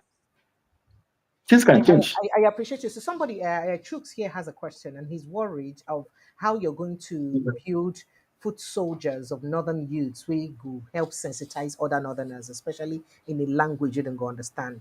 And also those foot soldiers for how me at the ad now for other languages where they go fit you sensitize. No, we did it. And I'm coming. He also did say something about that again. Waiting with the possibility of saying northerners go they comfortable, say they work and they feel work with somebody like Peter Obi and Easterner. Understanding say there's always this ethnic bias. Because he mentioned that bias also affected him when his father's house was burnt in Kaduna, when he was born and lived for majority. So what's your reaction to that? So you see, it's very easy. That's why I said I like this program. It's very enlightening. Anybody that comes to us today and listen to us, I know this your program has been like this, and this is a good place for people to come and listen. You see, awareness is very important. If you don't know something, you run away from it. Sometimes philosophers said the good things are behind what we fear. So once you conquer the fear, then you get what you want. But if it is best for you, you always get that, well, how will I do it? How will I say it? Even if those the young people that goes to a girl, you'll be surprised that that girl that you've been feeling, if I go to her, she will not like me. And then you keep on. But one day you get that gut and say, let me just talk to her. You know that she's a nice person. She talks to you back. She fall in love with you. And you're not marrying you. So it's just that sometimes we have to try things that we are afraid of. My own is to talk to different class of people, more especially traditional leaders and the clergymen and also the religious people, which we're going to link up to them. In the north, we have a system of Islamia, where we talk to people, where we learn things, and those people, we take them in high esteem. So that's the people they use for the Muslim ticket. So now they are very angry because they tried the Muslim ticket, it's not working. So nobody will come back to them tomorrow and now, you know that it's just politics. So nothing work with that one because they have done the Buhari for the tribe. They don't do religion. They want this one for religion. Definitely now they have to look for something. And I want is now to now teach them this to tell them say, I don't vote religion, no work. I don't vote tribe, no work. We've been saying it. You see my plan. I've been saying it. So now we are now talking to them. President is not the all power of the mega, is the help. But you have to be very look attentively to who become your governor. Who are you sending to National Assembly? It is very key because if you put the wrong people too, that person will hurt you more if he's not willing to work for you. So we're now trying to show them the enemy is not in the distance. The enemy is close. You have to watch the enemy very close to you. And you see how their children are going abroad to study. You're supposed to go there. Now they even announced they have canceled presidential scholarship. They made all of them who they are today. They cancel it. They say they can't have the money to do it. That disparity between the rich man picking and poor man picking, they don't close them. Because that's not the only advantage. Now the only advantage is small poor man picking the advantage is that scholarship for you to become. So now we now tell them you have to get somebody that will help you. And then you have to start talking to them is that Nigeria needs healing. It's you that you need to use 3 cycles. 1 leg, 2 leg, and 3 leg in front. Anytime you want to go, you just only want to go with 2 legs, and that tricycle refuses to work. Just gather momentum and gather confidence and put that last one and now try them now. Igbo is the last thing we try. Even during everybody that fought during the war knows the ingenuity of Igbo people during that war and what they can create. So we need it. Do we need it instead of for them to be complaining and us to be abusing? Why not we get somebody? That's what I always call unity for national development. Because what the question as God is asking is the unity first. You cannot bring development to Nigeria if you didn't refuse to unite this country. So the first work that anybody will come to do is to show us that we can work together. We cannot be Igbos, all of us. We cannot be Hausa. Our diversity is real. Strength. But how do we manage it? How do we manage it? How do we put up a system so that I'll feel comfortable?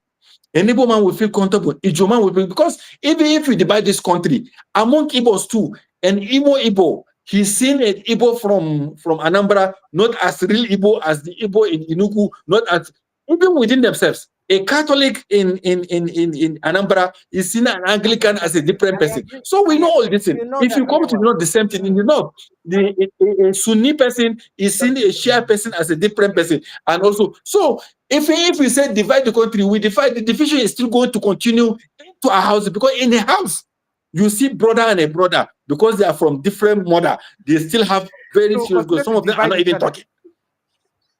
They continue to divide. So the early idea is that if you have a goal in front of you, like the way we go to World Cup, because World Cup is scoring is our major problem.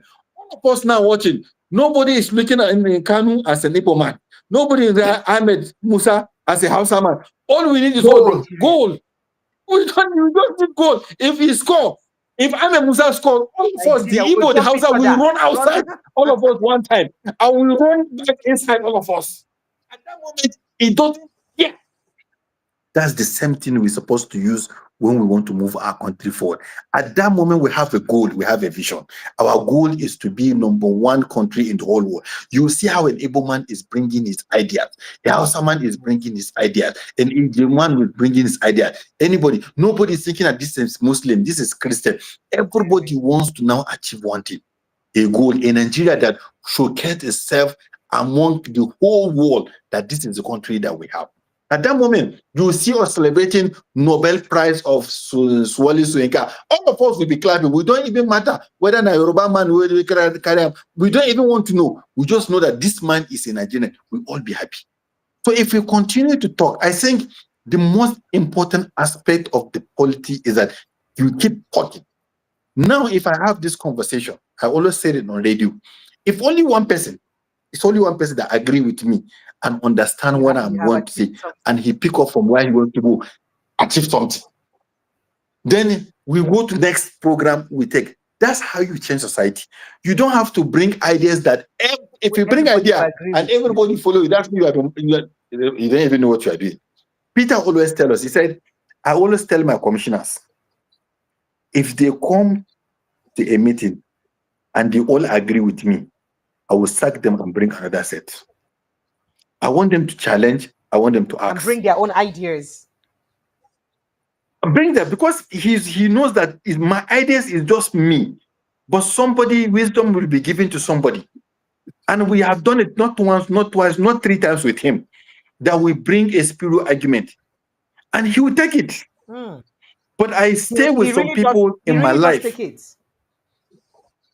Yes. And I stay with some people in my life in the northern part of the country that you can't even have an idea of your own life in front of them. You can't even tell them you want to add a wife. It's not even an idea. You can't bring anything. You can't ask them anything. So anything they said, everybody say rank already. You can go outside, 2 of you will be shouting, no, you know, a guy has this wrong. When you go rank already, everybody, they know is, so that's why they keep on making mistakes, because nobody to tell them the truth. So we want to build a Nigeria where leaders can listen and they can walk around. And when the people talk to me, why are you not supporting Atiku? I say, Atiku is a good person. Atiku is a former vice president. But what we need now is not somebody that will sit in the villa to make appointment. We want a president that is having a presidential date that can do 3 states in a day. But some of those movements that they make people they do, how they take down? You will go here today, like 4 5 days. Well, I'm telling you, in my life, some people tell him to even slow down. He said, if I slow down, I will fall sick. I've been doing this for the last 45 to 50 years. Yeah. He said that's a year. He do 5 years straight. He has 2 offices, one in London, one in Nigeria. He will do 4 days in Nigeria, 3 days in London. For 5 years with us keeping 1 week. Yeah.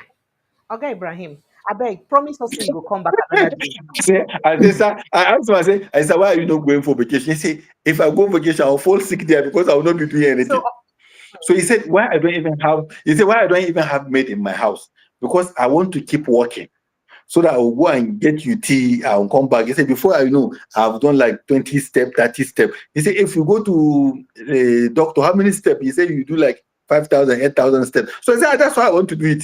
So that's why in my hotel, I prepare not to enter lift. I prepare to go down so that I'll be counting my steps. So that I will do some exercise and stay healthy. So we don't need somebody we don't want somebody that will stay in the villa. You understand? Because from Buhari, it's only Obasanjo that time that was busy moving around. After Obasanjo, we don't have any president that you see him gain 3 days, 5 days in another state. So, okay, Ibrahim, but this is where we are. Make we finish up quick. But before we wrap up, this president will do 2 years in office in the next couple of days. He promised us he will come back at least first week of June. Make we talk about waiting we don't send, because I know say by 29th of May, he will reel out the achievements when you achieve and things when you don't do for Nigeria. He promised us say he will come back after that in no problem. I already given my life on so that parallel that's a shadow government. He will come compare waiting in talks we don't do. Come compare and to waiting in this state is supposed to do. Right. So that we'll Great. I will even try to bring Pat Otomi to this platform so that you can come and talk to audience too. Thank you. It will mean a lot. Yeah, But it's before a I very let important point. Chooks You will be stay here. here, make I hear whether Chooks want to talk something. Chooks, very sharply, you want to say something? I know you've been itching to say something. Yeah. Hello, can you hear me? Yes, we can all hear you. Yeah, I Yes. just wanted to find out because obviously it's been quite interesting hearing Mr. Abdul Karim speak. It's quite motivating to know that So there's for the still some purpose of people. him and Mr. Chilaka, can you remind us your name and where you're calling from, so that? Okay, I'm Chooks. I live in the UK. I was born here. I went back to Nigeria when I was 4, and I lived there until I finished secondary school. But I came back here. I'm still passionate about going back to Nigeria, but obviously, we know the security issues with Nigeria. So for me, it's the key thing is obviously I've plugged into what Mr. Abdul Karim says, and I believe it makes sense. But I guess my question is, what is the call to action for everybody at this point in time? What do you see people doing? So you've had this session with Precious. What's the call to action? What next? Okay. So Mr. Abdul Karim. Yeah. Yeah. My one is that, as I said, is that people use mediums like this to first preach the gospel. Everything starts with talking. We are so quiet as a country. We are so quiet as the people. And people are not informed. People are not being pushed to start talking, because listening is one thing. You will have all the ideas, you keep them to you. Until you start talking and people start asking you questions, you start to know that at least I know something. So if you didn't talk, that's why in the UK and America and other places, verbal questions are very important than just putting people on paper for them to just tick whatever they want to tick. Professors want to ask you so that they can have an idea exactly if you have already comprehend what we. And the argument people are doing is that they are afraid. Yeah. I know a lot of people that will say, well, you can't remove incumbents. Some people, knowing the history that we have removed some incumbents, but people said you can't remove incumbents. It's the almighty Tinubu. You cannot do anything. The INEC is corrupt. The police is corrupt. But what I always tell people is that keep talking. From now to next year, this time, any space you get, Keep talking. any platform you get, say something. Give people hope and confidence. All the places that the small reading I used to do, if I'm reading about medieval, and I see change in what happened to a country, maybe in when world is like a small piece, you find the story coming from one person not agreeing on how the country or the community is being run. He is trying to isolate himself. He put up an idea. He get one person that he now discuss that idea with. 2 of them agree. They now start to now push that idea to other people to understand what they want to do. Then it will now become up to the level of revolt and then changing the system that they have. So I think any other place, even including when you look at religion, you look at the stories in the Bible and the Quran, you all see the same direction and the same format. What God equipped this his prophet with is about them to start talking. Once the talk is out, the ideas are going to keep shaping.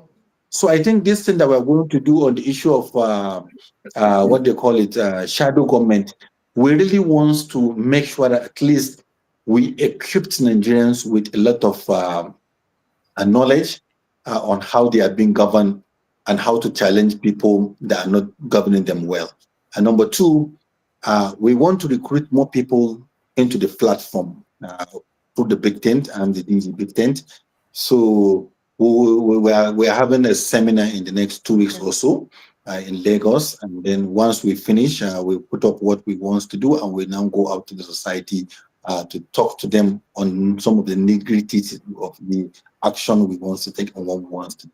Apart from that, I think I will bring my boss, Mr. Pat, to me to help add more words to what we are trying to catch up with. But at least it's open to a lot of ideas. This is what we have. the first stage we have is this the 7.2 million match we have got just to bring attention of the government. But the next step that we took for us to make sure that we do what we want to do is to put up this shadow government and see what we can do. And thank God, government has really what they call it. Government has respond to our call. So I think it's just for us to continue. Thank you. So we have Mr. Ola calling us from Chicago. Mr. Ola, good evening and welcome. Good evening. Welcome, sir. I've texted you. You're welcome. I texted you. I don't know. I don't want you to miss it. Okay. So tell me what's in your text. Yes, I greet Chilaka and your excellent guest. Excellent guest, sir. Yes. Okay. I'm so happy to hear what he's saying. You know, my problem is always scared of Nigeria elite. Any president who is coming to favor the masses, are they going to allow him to rule the country? That's my problem. Before the election of 2003, I campaigned for Obi. And next election, I'm still coming home to campaign for him. There's no how these people will continue rule us like this. That's my problem. All right. Please, what can we do? All right, thank you. So, Mr. Abdul Karim, his concern is that anybody will mean good for Nigerian masses, it be like say the political class need to let the person do that work. So, say whether since it be say person mean good, say person will mean good, what's the possibility say they go allow that person even come join governments and to work for the people, for the good of the people? I think nobody is it do it as what you used to say. Nobody gives you a la carte. You snap it, grab it.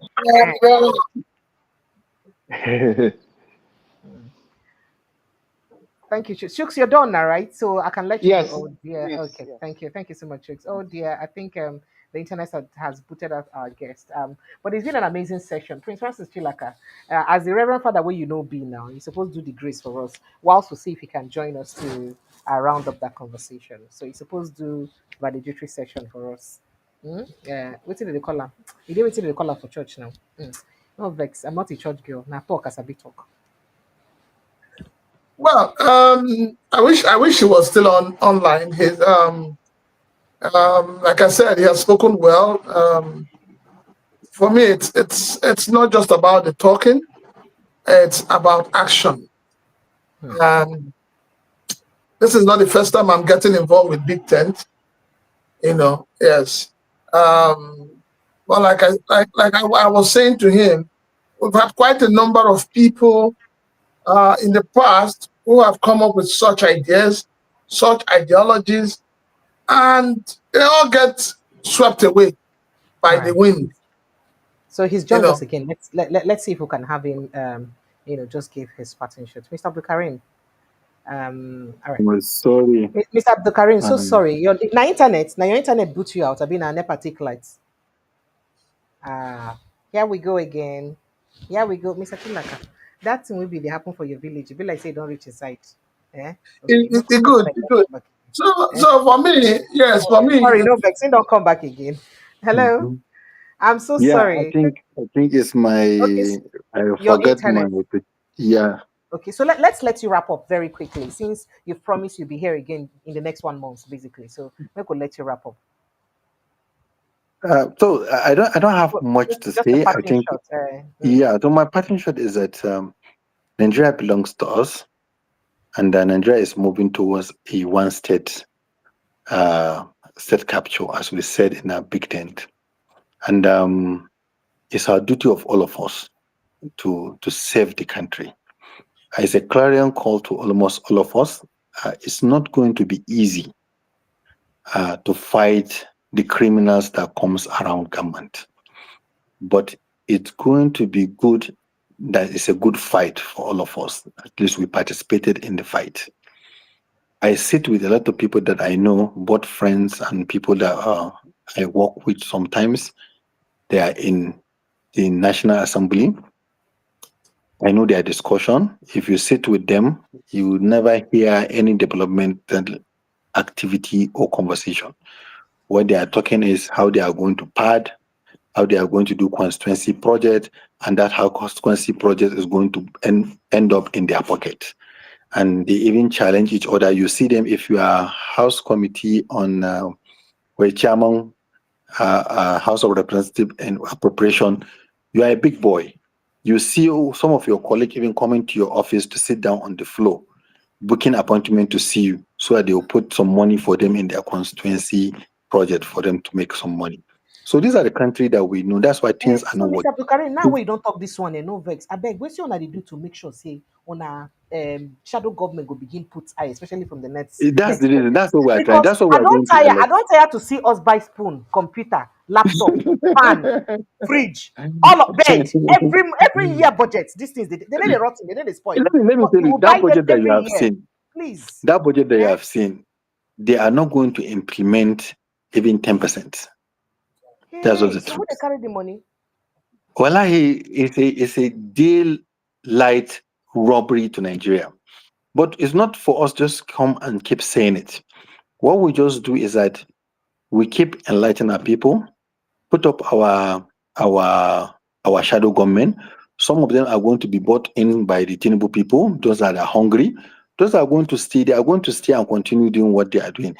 We have a country, it's a system that this escapism that I'm talking about, a lot of people are hungry, and the government staff almost everybody. The last money government gave out for contractors was October last year. So if you do a contract for federal government between October and today, ask how many months, how much have you been charged by your bank? You understand? So you have the money that you are going to even collect has already, you have already putting pressure on it, because maybe you collected money from bank to go and do the contract and things like that. So you end up even collecting the money without even having any gain. Not talking about the kickback that you have already given to other people before you collected the contract. So the whole country is already in a mess.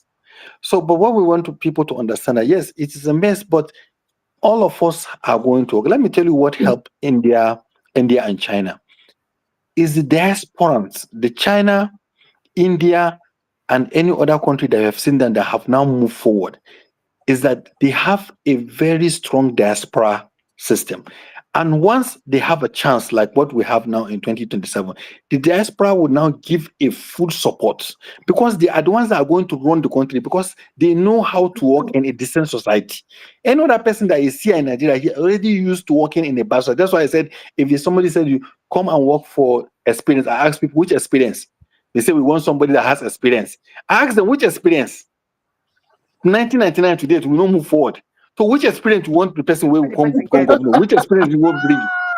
You say you want somebody that has which experience?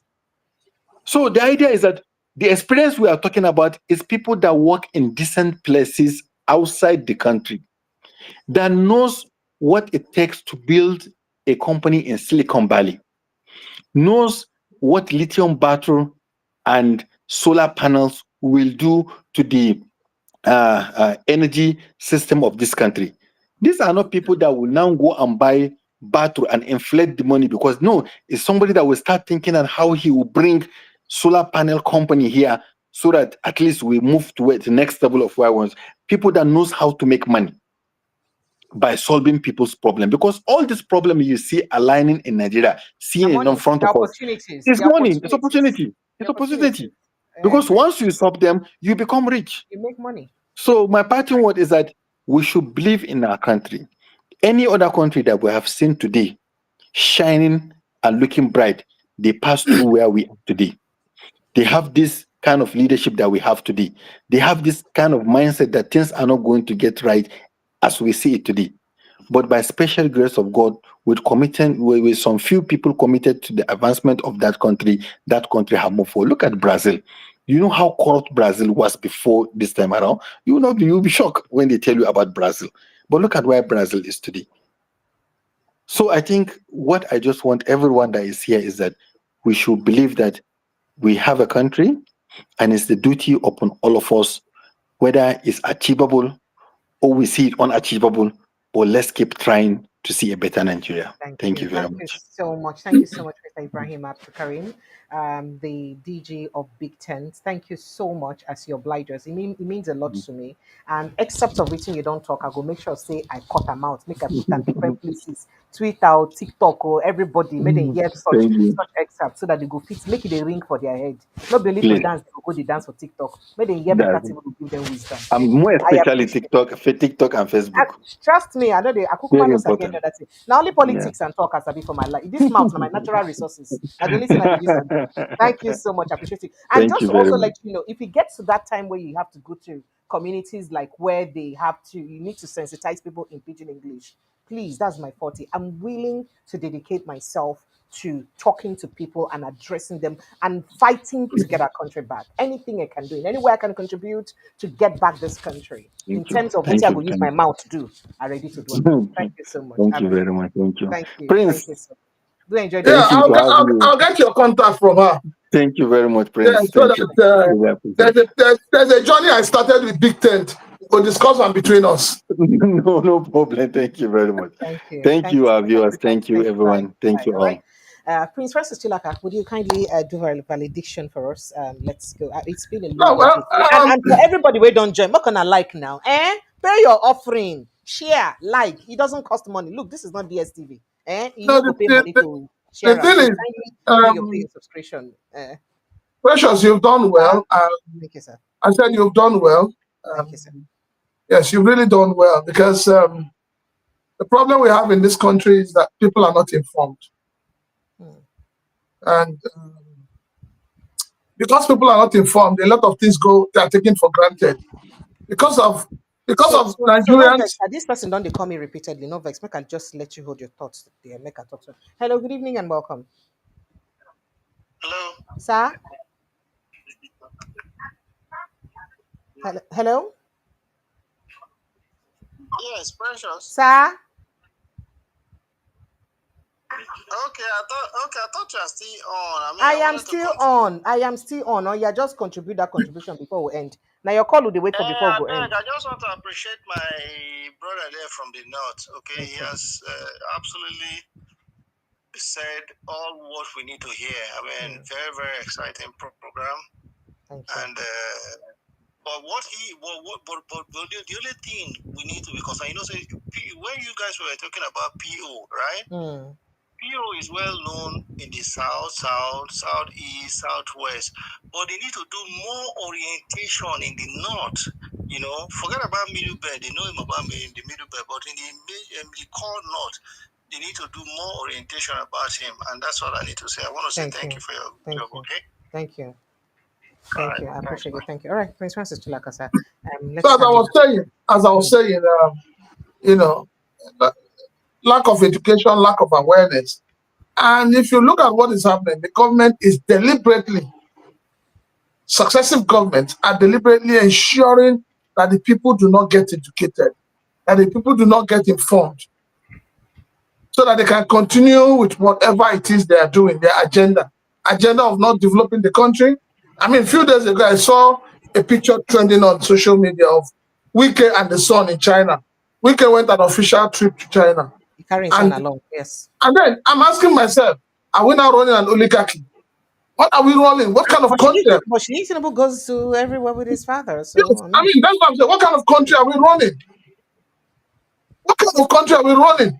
You kill the educational system in Nigeria, and then you take your children abroad, they go to school, and then while you are still in government, you are creating rules for your children as well. And then the children of the poor, those ones that will snatch the box and run with it, will continue to snatch the box and run. And they're not taken out of the box. So it is time we begin to tell the Nigerian people, you see that 5,000, that 10,000, that cup of gari or cup of rice and all of that, it is time to let it go. We must begin to look for who will take us to El Dorado, who will take us to the promised land. Thank you, sir. Thank you. Thank you so much. Thank you to everybody who's joined the show today. I appreciate you guys. I love you guys so much. Kindly click on the subscription button.